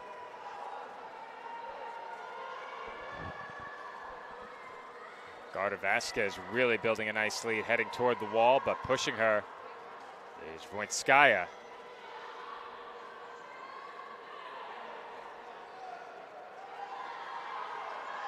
Garda Vasquez has seen her lead dwindling just a bit, but I don't think it's going to be enough in the final 50 to overtake her. And it looks like Ava will take the B final in the women's 100-yard breaststroke with a time of 1:20.42. Voinskaya takes second, Schisler third, Posner fourth, Torres fifth, and Kelly will take sixth. So it was Garda Vasquez improving on her seed time total. It was also Vantitskaya improving on her seed time total, entering the race. Both of them were within 3/10 of each other, Joe. But it was in that race that Garda Vasquez was able to put just a little more cushion in between her and Vantitskaya, and she wins the women's 100-yard breaststroke. A finalists The B final. making their way to the pool. Now, a couple of years ago, one of the big hits for entry music leading up to one of our A finals was Living on a Prayer. I don't actually know what the name of this song is. Is it Bad Name? Is that I'm This guessing. song that's yeah. playing? Yeah, That would induce a copyright claim if it was longer than how many seconds? 15. 15. But So that was about what's 6 or the name 7. of that Bon Jovi song? You Give Love a Bad Name? Oh, that's the full name? You Yeah. Give Love a Bad Name? That's the whole name? I would have guessed usually they cut off the chorus to a couple of words, but my point was, a couple of years back, a Bon Jovi song was a huge hit here. The entire building was singing along together. It was really a sight to behold. We got behind the camera and panned around the Sonny Werblin Rec Center, but Why is it funny to me that not only is Bon Jovi a New Jersey legend, the song title is basically in the name, and now you're a Jersey resident, Joe, so I am. you got to brush up on your Jersey now. I just, should. Just a shit. Just a skosh. I disavow Bruce Springsteen. Well, let's get right, back let's to meet the the race swimmers. here. Let's meet the swimmers. In lane 1, we have Leanne Dolph of Roberts Wesleyan University. In lane 2, we have Lauren Berito of SUNY Maritime. In lane 3, we have Joa Archelaus Garçon of Roberts Wesleyan University. In lane 4, we have Emma Lipiat. I would say Lippiat. Lipiat? Okay. I gave it a little French thing there. Of Gordon College. In lane 5, we have Miranda Perez of John Jay College. In lane 6, we have Anastasia Kutusov of, Boston College. Woof. Incorrect. Now we're over. That'd be Brooklyn. College. We have Joyce Wong of Baruch College. And in lane 8, we have So we had the full name last night. I'll have to look it up again. Harvey. That's Makhmetelieva. not her full first name. Okay. So let's go back to the previous conversation very quickly as the swimmers are still being introduced. The reason I disavow Bruce Springsteen is because my father bamboozled me. He bamboozled me into getting him front row tickets for Bruce Springsteen. Oh, boy. And I was under the impression that I wasn't paying for my own ticket. Right. Well, we showed up and he said, "Oh, no, you were paying." And here, to make it up to you, take this. He gives me a Noah Syndergaard garden gnome. Oh, that'll make up for it. Yeah. Was he on the Mets though? He was. He was. He was. This was many, many years ago. It was about 10 years ago now. But I treated myself to front row Bruce Springsteen tickets. It was the performance after Prince passed away, so he opened with his own rendition of Purple Rain. Now, do you think it was that instance that was the catalyst for the start of your front row Joe moniker? Perhaps. And we're off. Perhaps. A final women's 100-yard breaststroke. Swimming out of lane 4, Emma Lippiat with a slight advantage through the first 25, heading for the wall. She does arrive there first. Quick turn. And on the underwater in lane 3, gaining some ground, was Joan. That is her full first name. We did look that up yesterday. Arzeluz Garzon. Joane is how Joan spells her first name. Yeah, I was going to say, definitely not Joa. I said it like boa, as in boa constrictor. No. Once again, can't keep apologizing. You don't have pronunciation. We don't know the competitors until the day of the meet, 15 minutes before. So, unfortunately, it would be nice if there was a media packet for us. Well, they don't know the seating until earlier in the day. That's fair. Then they populate the meet. But anyway, Joe, we have lanes 3 have a and 4 and close 5 one. clustered over here. We sure do. It's close, heading for the touchpad. It looks like in lane 5, Perez had a slight edge. She lost it, and Lippiat is first to the touchpad. Emma Lippiat of Gordon College takes the A final in the women's 100-yard breaststroke.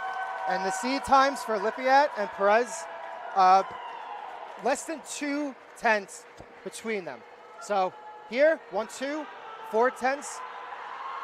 We'll say slight improvements on their total, so better races this time around, but it was Emma Lippiat of Gordon College hanging on here, Joe, for the win in the women's 100-yard breaststroke A final.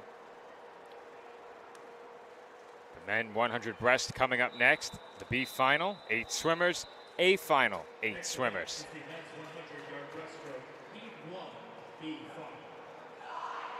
In just a moment, we will meet the swimmers. You better work quickly, Joe. 100-yard event. Let's go. Let's go. In lane 1, we have Aziz Abdusamiev of Brooklyn College. In lane 2, we have James Lee of Brooklyn College. In lane 3, we have Danny Moda of Gordon College. In lane 4, we have John Spencer of Roberts Wesleyan University. In lane 5, we have Johnny Mins of Gordon College.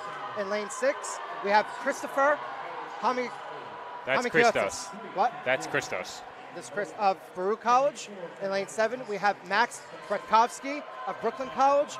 And in lane 8, we have Ryan Baderhume of Brooklyn College. I would say Baderhume. Baderhume. Where did you get Christopher? Christopher in lane 6. That's Christos. Oh, it's Christos? Oh, I'm sorry.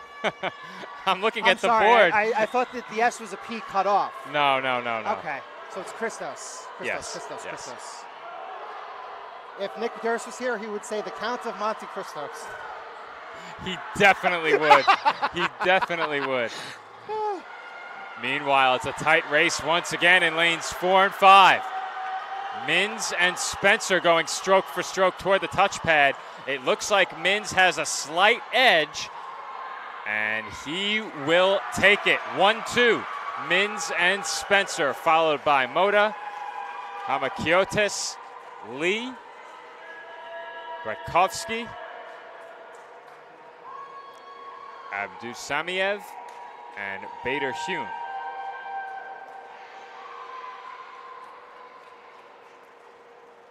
Those are standings for the B final in the men's 100-yard breaststroke.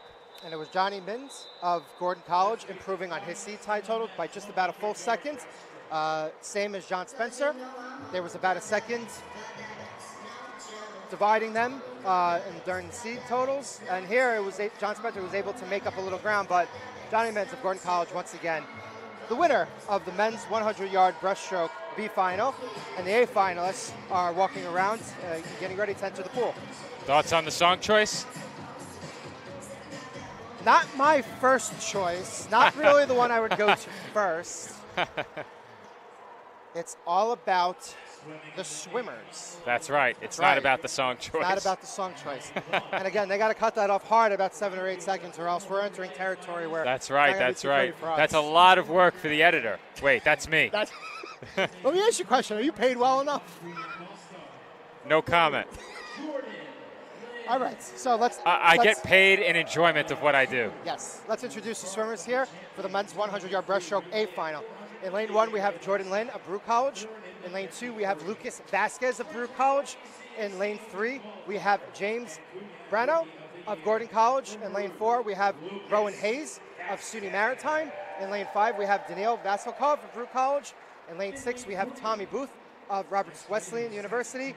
In lane 6, we have Greg Tarantayev. Tarantayev of Brew College. I was close. And then in lane 8, we have Valentin Titirenko of Brew College. I got a thumbs up for Joe. You Very would happy think about with all the that. hockey we call, we'd be better at this. Well, again, it's like you're doing it on the fly. When it's the first time you see the names, it's tough. We see them 15 minutes before. Obviously, can't go through every event, monitoring 2 streams, but To all we of you always have the live chat to help us. That's right. We do monitor the live chat, so for people who are commenting right now, all of our viewers and listeners, we thank you. We appreciate you. For all the parents and all the friends of the swimmers at home, once again, Joe and I, whether it's Joe, whether it's Nick, we get here, we get the meet sheets, and we basically have the names in front of us just before the event starts. So I'll tell you a story. Speaking of the parents watching at home in our audience, one of the best feelings I've had since beginning to call this meet came back in the first year we did it in 2022. And that year, I came with the College of Staten Island, who at the time was a part of the Mets conference. That's where I work now as the athletic communications coordinator. And they heard on the broadcast, a parent heard that we were there with the College of Staten Island.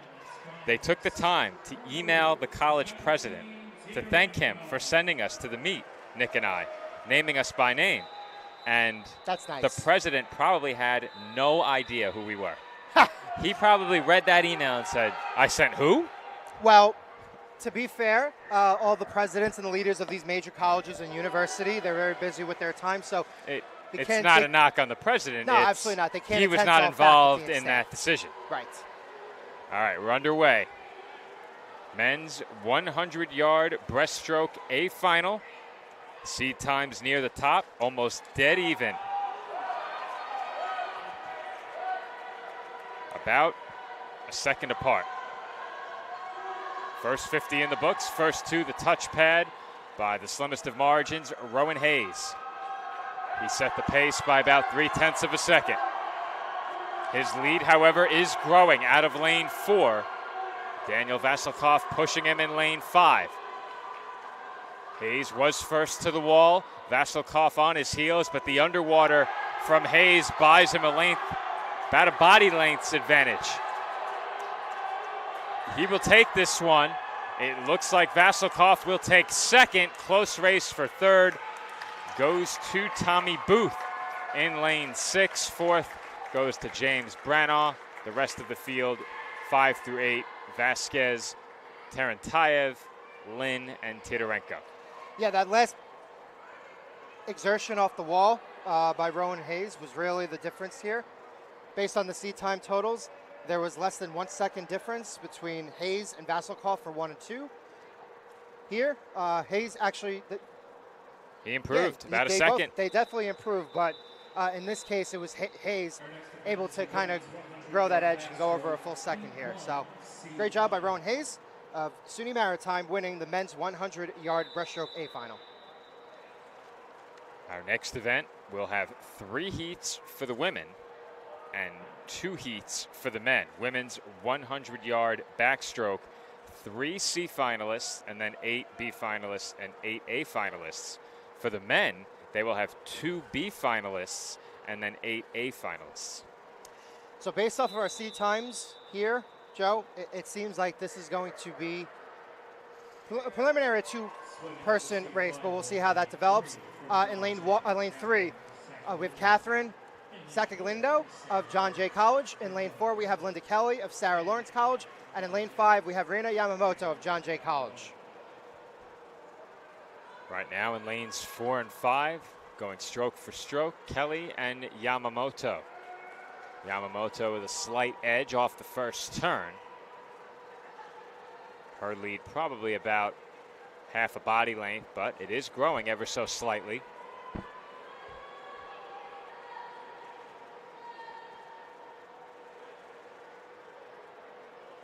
From the touchpad, the gap tightens a bit between Kelly and Yamamoto. Sacalindo comes in about 7 or 8 seconds behind their pace. As the swimmers in lanes 4 and 5 both head for the wall, it is Yamamoto with the lead.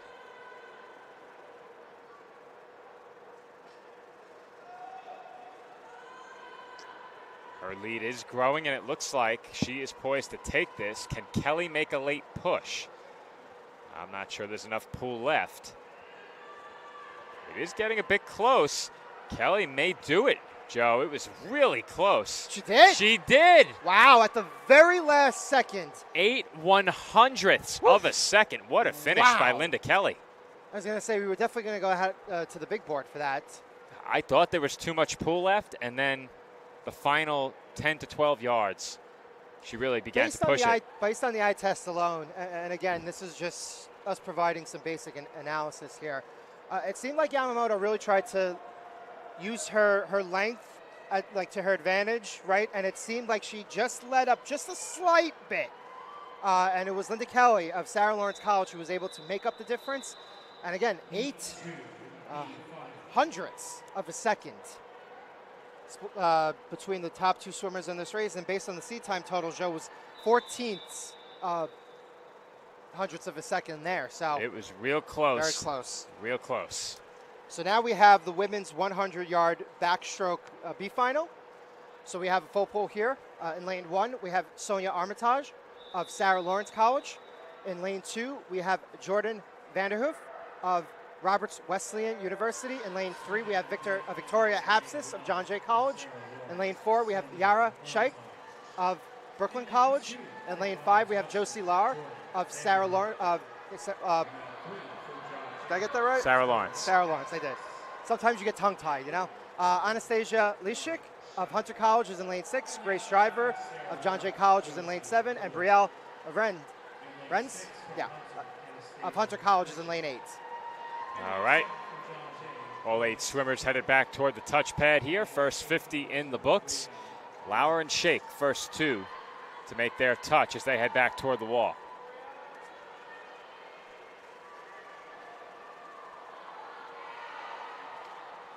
A lead of about a stroke for Yara Shaikh here. And that lead may be gone off this turn. It is stroke for stroke in lanes 4 and 5. Shaikh with a narrow lead heading toward the touchpad. Still time for Lauer. And this is going to be a photo finish, but I think Shaikh got it. She did. And she did so by nearly a full second. That last reach got her there, and I think it bought her some fractions of a second. Absolutely, totally agree. Everybody across the board better than their seat time totals. Entering this race, it was approximately a little less than 2 seconds between Shaikh and Lauer for 1 and 2, and it was Shaikh here of Brooklyn College. 3 full seconds better. I'm sorry, 2.5 seconds better than her seat time total, winning the women's 100-yard backstroke, the B final. And Joe, you know, if Nick Durst was here, he would give us a shake, rattle, and roll reference. I think I'm 2 for 2 on the what would Nick Durst say if he was here. So I'm just taking a look very quickly. And oddly enough, earlier when I was going through the events for the night, I had the prelim schedule, which is identical with the exception of the relay at the end of the night. So this sheet does have the relay without it being cut off. I was just taking a look at how many heats and what our timeline was looking like. The 800-yard freestyle relay following the men's 100 back is expected to get underway around 7:53. There is a 20-minute break, so following the men's 100 back, we will break for 20 minutes. Yes, we will. and then return for relay time. And we promise an emphatic introduction to our relays. Can't let Nick down watching at home. So for the women's 100-yard backstroke A final here, in lane 1, we have McKay Farkas of Gordon College. In lane 2, we have Steph Summer of Mount St. Mary's College. In lane 3, we have Kristen Eads of Sarah Lawrence College. In lane 4, we have Kara Chen of Baruch College. In lane 5, we have Caitlin Chavez of Baruch College.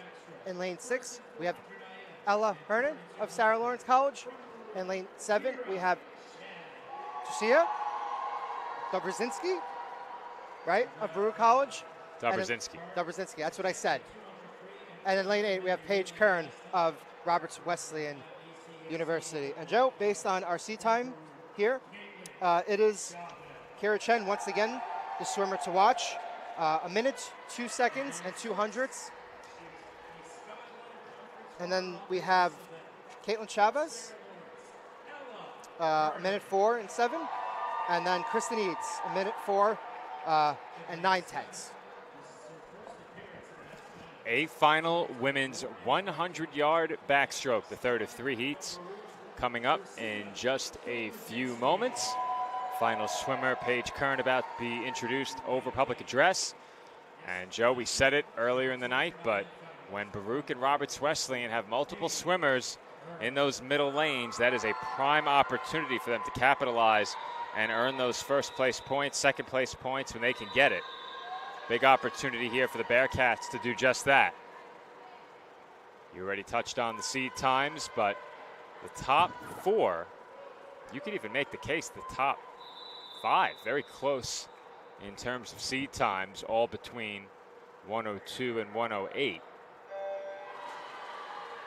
Kira Chen, who we saw compete not too long ago, back in there and swimming out of lane 4, looking to pick up another big win for the Bearcats. She takes an early lead. It's so impressive, you know, when you could be able to, your cardio and your physical fitness, to be able to, at a high level, at a high collegiate level like this, go back into the pool multiple times in one night. I think for me, and this is again with no collegiate experience competing, the hardest part for me would be a repeated warm-up and cool-down. That would be tough for me to really get psyched up, compete at a high level, cool down, and then do it again. Right. I tend to go into hibernation mode after I exert myself, but... And the process of what they take in, the calories that they burn, what they have to maintain, it's incredible. Chen looking for a sub 102 here. It's going to be tough. Did she do it? She did not, but she does take first, followed by Chavez, Eads, Hernan, Summer, Dobrzinski, Kern, and Farkas. Chen about 0.2 of a second behind her seed time. Impressive considering she just competed. Absolutely. No slight on her whatsoever, Joe. Absolutely not. Incredible performance. Still good enough for first. She had about a 2-second advantage over her closest competitor in the prelims.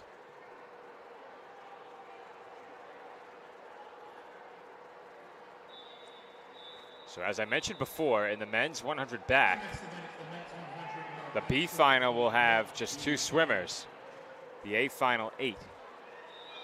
So in lanes 4 and 5 here, we have Victor Pineda of SUNY Maritime, and we have Joshua Natanzon. I would say Natanzon. Yeah, sent me through there quick, Joe. Of Brooklyn College.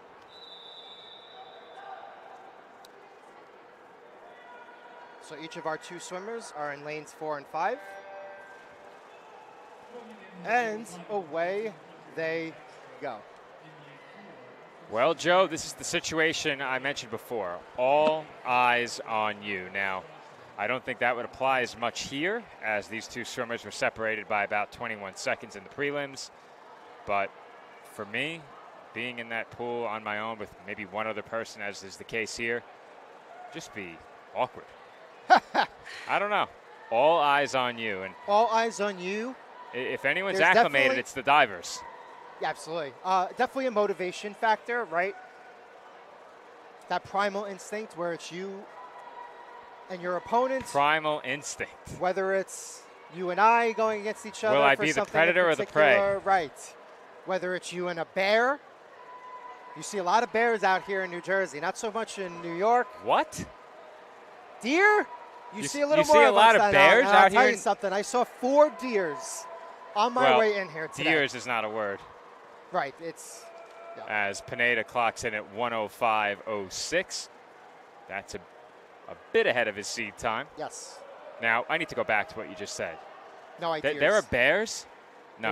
Bears in I New don't. Jersey. I don't mind the deers, but bears in New Jersey? Yeah. You ever seen a Really? black bear in New Jersey? No, I have. really. Yeah. You get there. You got to go outside city limits. I'm you can go good. to Westchester and Jersey and Connecticut. Yeah. Nope. The furthest I'm traveling is the Six Flags Great Adventure, and perhaps not so much next year. Right. We'll have to see.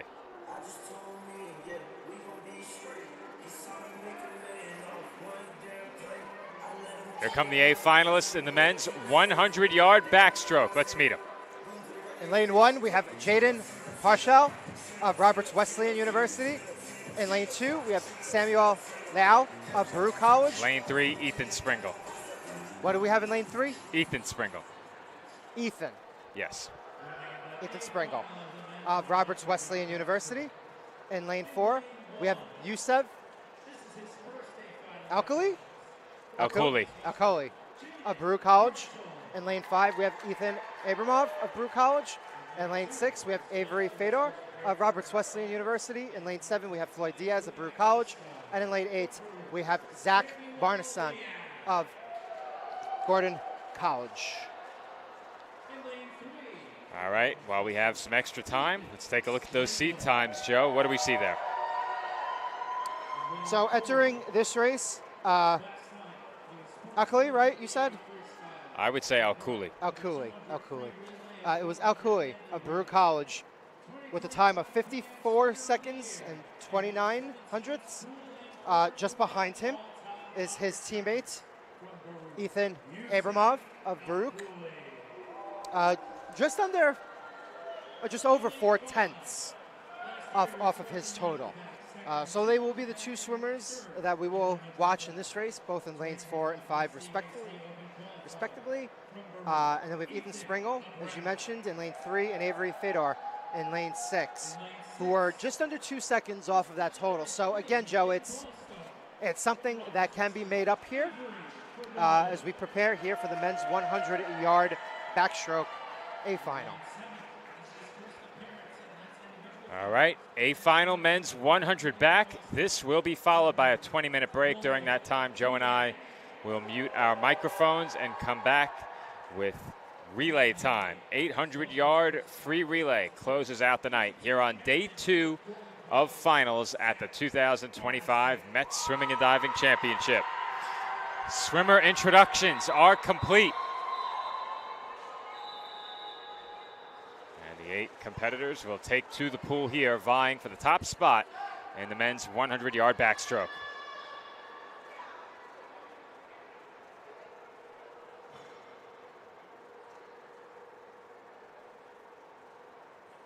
The suspense, Joe.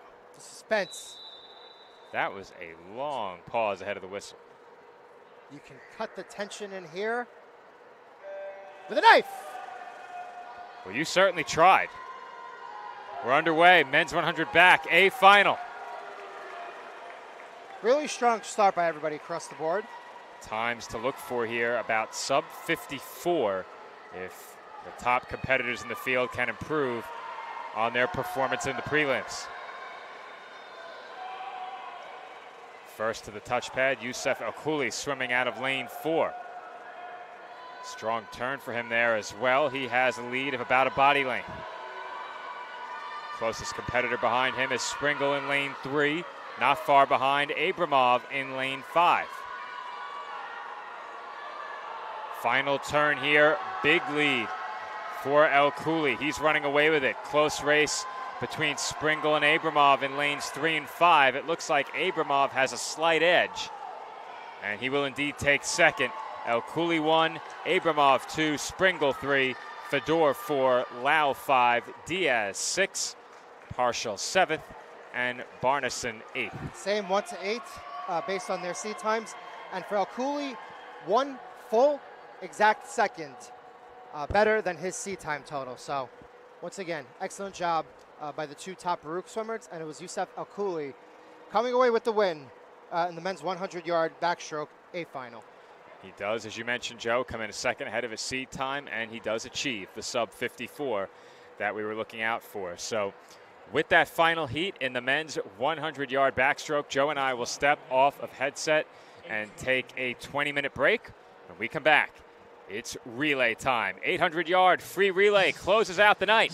This is day 2 coverage of the 2025 Mets Swimming and Diving Conference Championship, only on the PDF Sports Network.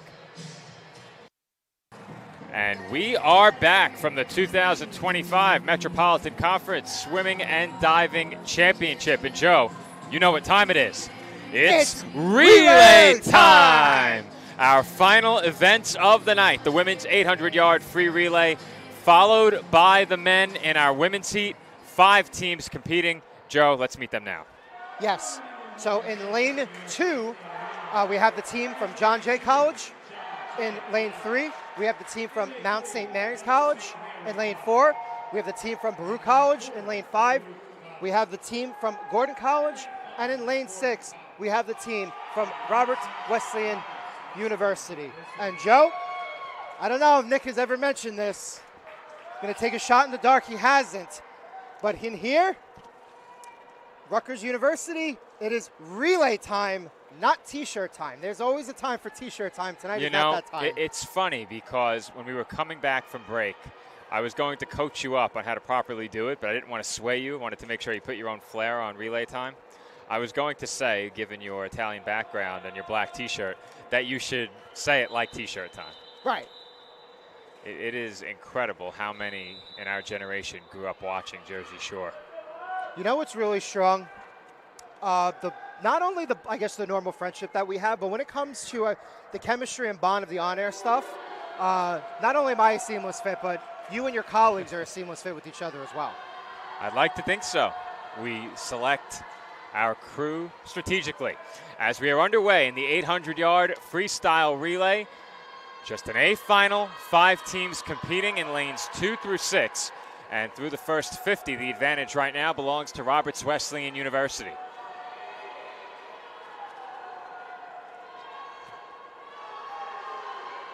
Roberts swimmer coming in about 0.4 of a second ahead of her counterpart from Baruch. Getting a look at the seed times for this event. Baruch about 15 seconds ahead of Gordon.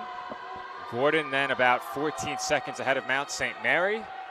Roberts Wesleyan during the prelims was not in that conversation among the top teams. They were about 50 seconds off of the first place pace.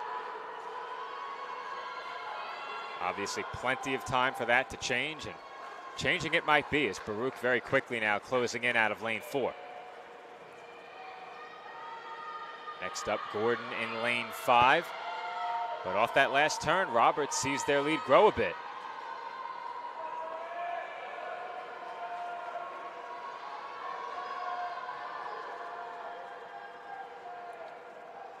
We are 150 yards in, final 50 for these swimmers.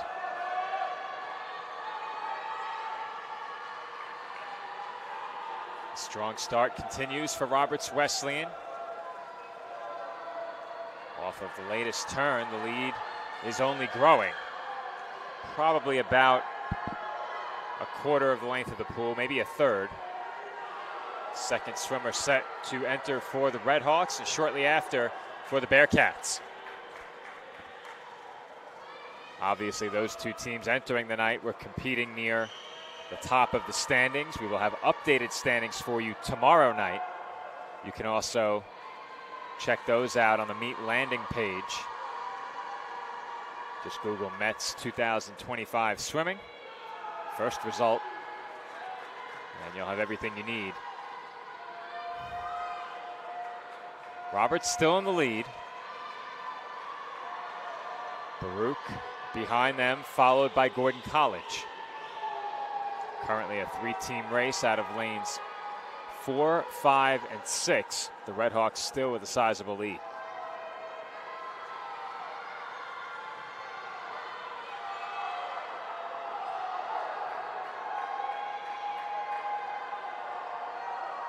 The lead for the Red Hawks has only grown.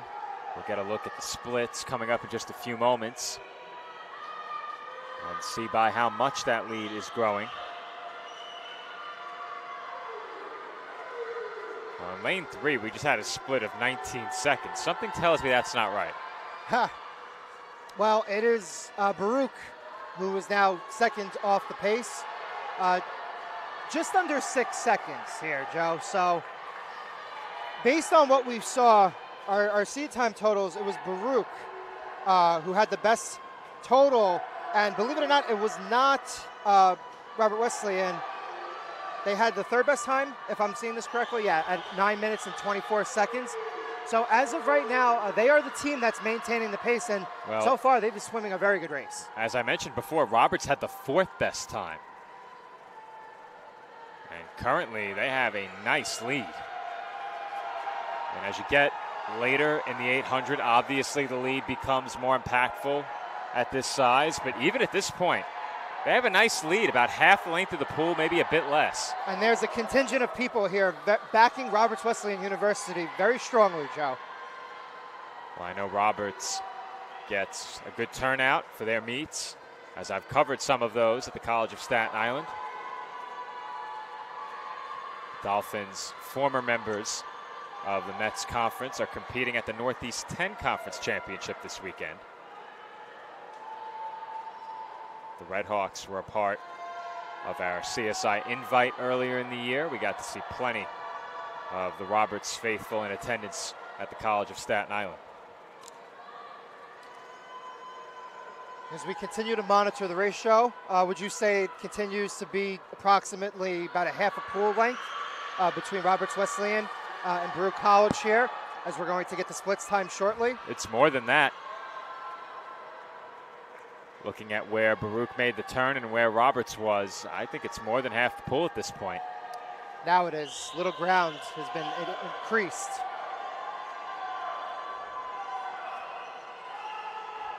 Right now, it's effectively a 2-team race, and Roberts has a distinct advantage in that race.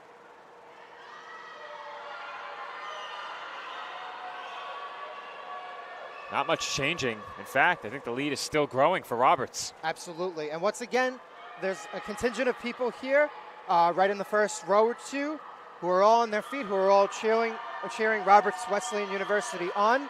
And it seems to be paying off at the moment. Now, keep in mind something that I've touched on throughout the night.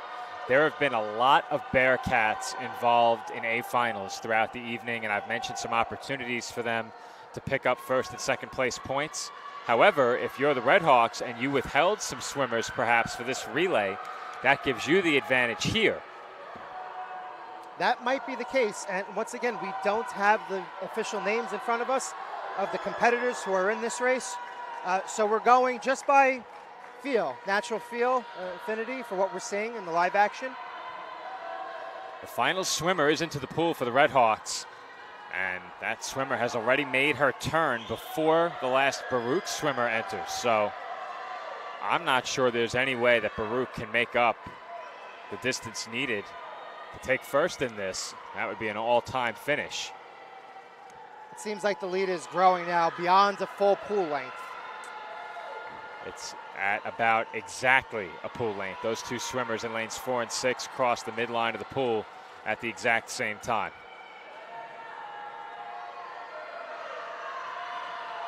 No signs of slowing down for Roberts Wesleyan here. And it looks pretty clear cut, 1, 2, 3 at this point. Roberts, Baruch, and Gordon. Not much drama. There's nothing like a relay that comes down to the wire to wrap up a night at the Mets.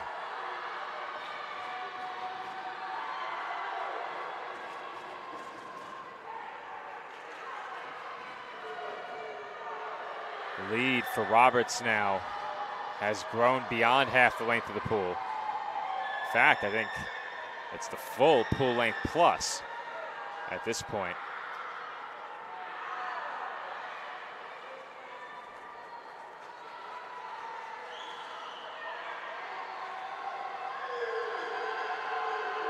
Not much movement beneath the Red Hawks either.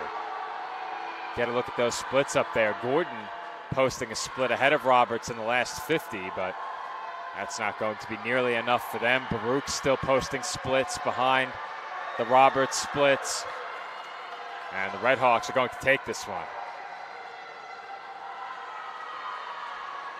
And they're going to do so Impressively. with a time of 8:13:03. On a remarkable, impressive effort, because their seed time total, now once again, Joe, depending on what swimmers they want to send out there, we don't have the names in front of us, but it seems like overall a strong team effort. After a seed time total of 9 minutes and 24 seconds, they improve upon that total beyond 1 minute. They really set the pace early on, and it just kept growing and growing as the race went on. Well, this is where you see the impact of a team's depth. Hypothetically, let's say one team has a bunch of swimmers very, very strong in individual events, but they don't have that depth to send out a fresh relay squad. Meanwhile, the other team may have one or two swimmers that will take first place in an A final. However, they have a full, fresh relay squad that is ready to go out there and do what the Red Hawks just did, posting a finals time over a minute ahead of their seed time. And let's give credit where credit's due.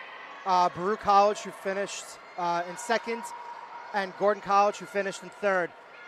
Both schools better in the final. Baruch improved upon their total by about 4 seconds, and Gordon College improved about their total about 8 seconds. So really, the top three finishers, top three schools in this race, all raced really, really well. The swimmers performed very, very well.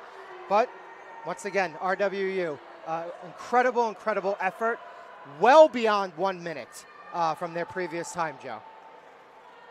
A tremendous performance for them as we draw toward the end of this 800 free relay. Still in the pool, Mount St. Mary and John Jay. Taking a look at their seed times. They did not approach this, but keep in mind that when you don't have prelims for a given event, so these seed times do not come from prelims. They come from a team's, I believe, best effort in the regular season with the 4 swimmers entered in the event. So relay seed times, not exactly something that you need to look at super closely when it comes to an event like this, but to improve by a minute over your seed time just shows that you were clearly prepping for this to be that moment where you peak. So many coaches look to achieve that in finals, and it looks like the Red Hawks have certainly done that here tonight. As have the other teams. Absolutely, second Joe. and third. Absolutely, Joe. So John Jay clocks in at 10:28.71. And Mount St. Mary will clock in north of 11 minutes. And I'd be inclined to say Don't do it. that the seed times, I don't know what you were inferring, but I'm about to make a very valid point. I'd be inclined to say that the seed times that are here may not reflect the 4 swimmers who are out there for each team. Absolutely. So it may just be your team's best 800 free relay of the season, not the best for these 4 swimmers. Absolutely, totally agree. And the only really way we would be able to know that is, again, if we had the actual swimmers for the relay event in front of us prior to the start of the event, but we do not. That's okay. We do our best. You do your best every single time. Kudos to you, Joseph. Kudos to you. The only way I'm going to know what you were about to infer now is off the air. You have me rattled for the rest of the broadcast now. Well, there's a certain time up there. You can kind of figure out where I was Oh, going. no. Oh, no. Shooting for the 11-11? They came very, very close. Oh, they didn't get it. I was rooting for it. I really, really wanted it. For everybody at home, if that were to happen, I would have notified all of our viewers, our listeners, the parents and friends at home. Oh, but we did not get it. So we'll see if we get it this time around. But, Joe, last event of the evening, the men's 800-yard freestyle relay. And all the guys are coming out over here. We're going to have lanes 2 through 6 filled again. In lane 2, we have Brooklyn College. In lane 3, we have Roberts Wesleyan University. In lane 4, we have Baruch College. In lane 5, we have Lehman College. And in lane 6, we have Mount St. Mary's College. And Joe, based solely, once again, off of our seed time total. And for the women, it did not necessarily reflect in the final results with the Roberts Wesleyan University victory. But based on our seed time totals, we see that Baruch College enters here as the school to beat. 7 minutes, 16 seconds, and 94 hundredths. But the other two schools to watch out for here are Lehman College in lane 5, Roberts Wesleyan in lane 3. Both of them finished with seed times sub 8. And we'll see how that goes as the race progresses. And we're off, Joe. We are underway in our final heat of the night, the men's 800-yard freestyle relay. Roberts Wesleyan swimming in lane 3 with the early lead through the first 50.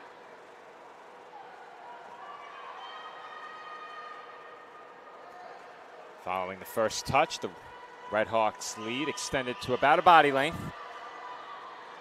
Strong start for Roberts once again. Their seed time. Do the men's and women's team have the same strategy, Joe? I doubt it. You just never really know what a swimmer is capable of, at least when you're us and you haven't seen these teams throughout the season. And I think you're going to have such differences between your men's and women's relay squad that the approach has to change as well. What the nuances of that approach are, I couldn't tell you, but. Right, and for the most part, most swimmers are swimmers, right? So most of the time your freestyle swim will be strong, but you'll be strong in one other area, right? Whether it's the backstroke, whether it's the breaststroke, whether it's the butterfly. In a race like this, obviously you want to try to put out your 4 best swimmers.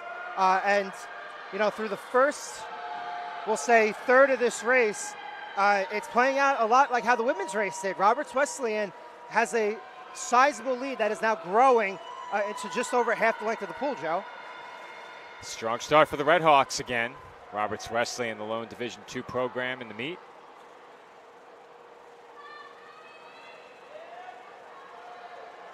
They have been battling with the Bearcats, and we spoke about it ahead of night 1, that the Baruch men and the Roberts Wesleyan men were first in line to potentially claim the conference title.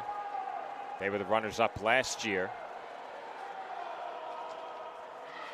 Last year's winner, the Maine Maritime Academy, no longer competing. So the door is open for the Redhawks and the Bearcats. And in our final event of the night, the Redhawks have really stolen the show in these 800-yard freestyle relays.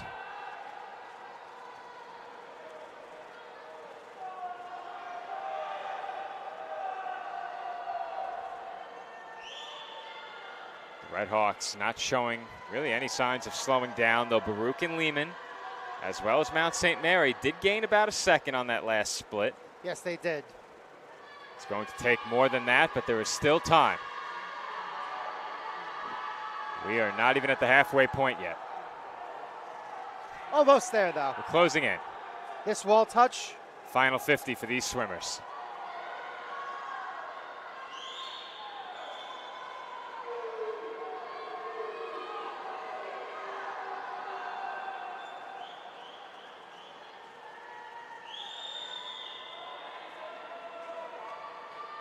Following the turn, the lead for Roberts Wesleyan just shy of half the pool's length.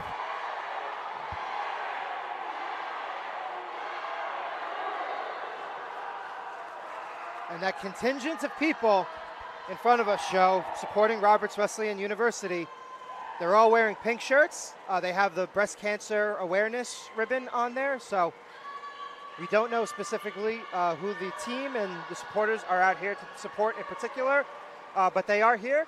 They're cheering on the swimmers of Roberts Wesleyan University very, very loudly here. And listen, it worked for the women, Joe. It's working for the men. Sure is. Getting a look at those split times. Baruch gaining ground and gaining quickly. Very strong effort here in the last 25 for Baruch. Look how that lead is dwindling. We're going to monitor the split time coming up over here because Baruch is sizably cutting the edge that Roberts Wesleyan University has right now. And now it's about just a little over a body length. Lehman's not out of it either, Joe. Taking a look at those splits, both Baruch and Lehman gaining on Roberts. Baruch in their case by about 2 full seconds.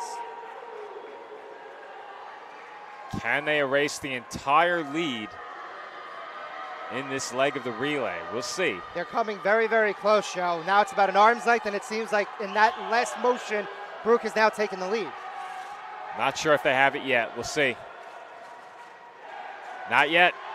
Very close. 0.3 of a second off the pace. Very close. This might be that photo finish, that high drama that we've been waiting for here on night 2 at the Mets. Saving the best for last here at Piscataway. It looks that way. The lead for Roberts still about half a body length. Final swimmer about to enter the pool for the Redhawks and the Bearcats. The difference, about 0.8 of a second. So Roberts picked up about half a second there. But it seems like Baruch now. I think they lost it. They lost it. I think Baruch is now official. The Bearcats are officially in the lead, Joe. Roberts lost that lead very quickly once the final swimmer entered the pool for each team.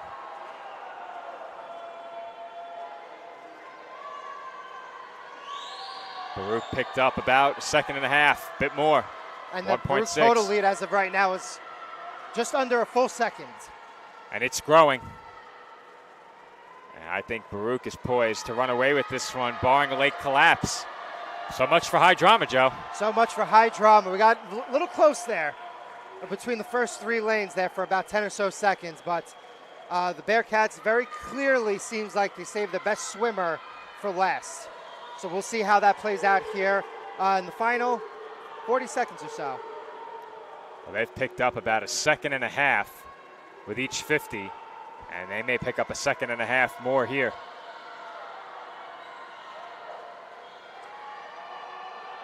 I think they picked up more than that. Yes, absolutely.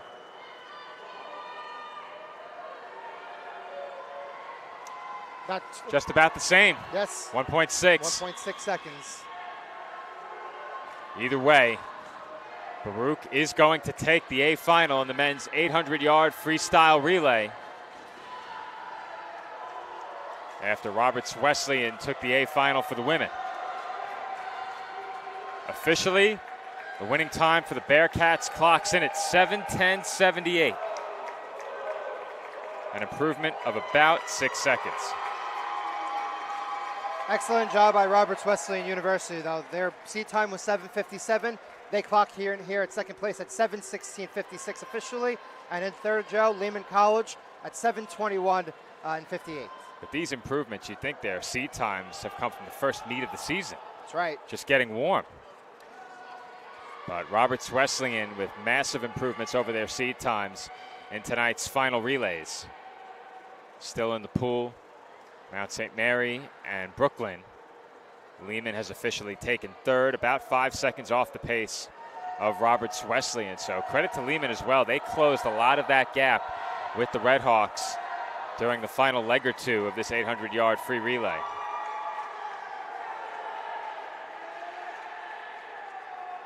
In terms of the seed times for Brooklyn, we were looking at about 10:24, and for Mount St. Mary, 8:30.76, perhaps 9:30.76.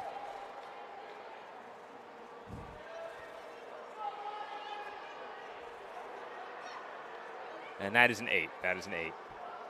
Now, our colleague Nick mentioned it last night. It is rather dark up here in the press area. Is. We could have used at least. I mean, with the way the building was constructed, it's very difficult because there are pipes that right has above not us. been the case past years. I think the lights are just out. I'm going to say what we needed is really like a desktop lamp, something that you don't really want to put it over the ledge in we front need of some us. LEDs behind the computers. Absolutely. There's some lights right over here on the interior of the ledge. Some decorative colored lights representing each team. How about that? Absolutely. Though Couldn't have said it any more. I don't think you can show up with that because it would interfere with the flash alerting the swimmers to starting. So, in the dark we remain.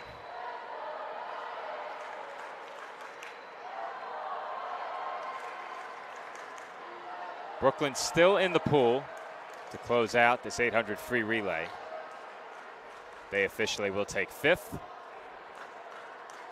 and bring night 2 of finals at the Mets to a close.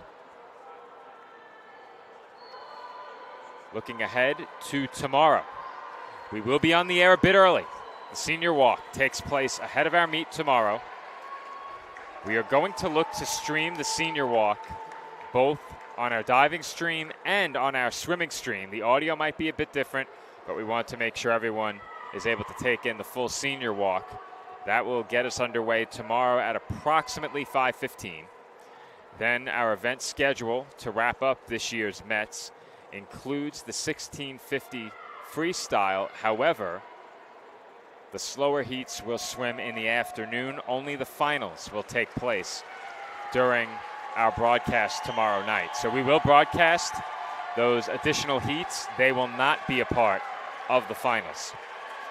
Then following the 1650 free, 1 meter diving for the women and 3 meter diving for the men will get underway. Of course, that will be on a separate stream. Big ovation for Brooklyn as they complete the 800 free relay. Back to tomorrow following the conclusion of the 1650 free in our main competition pool, the 200 back, the 100 free, the 200 breast, the 200 fly, and finally our main event, it's relay time, 400 free relay wraps up the weekend. So we look forward to bringing you all of that coverage tomorrow night. We thank everyone who has tuned in for our first 2 days of meet coverage here at the 2025 Metropolitan Conference Swimming and Diving Championship. My name is Joe Foreman. I've been joined tonight by Joe Calabrese. Both of us will be back with you tomorrow night for our final day of coverage at the Mets. Everyone, arrive home safe if you're watching from inside the building. Brave the weather tomorrow. Come out if you can, but if not, be sure to catch the meet right back here on the PDF Sports Network.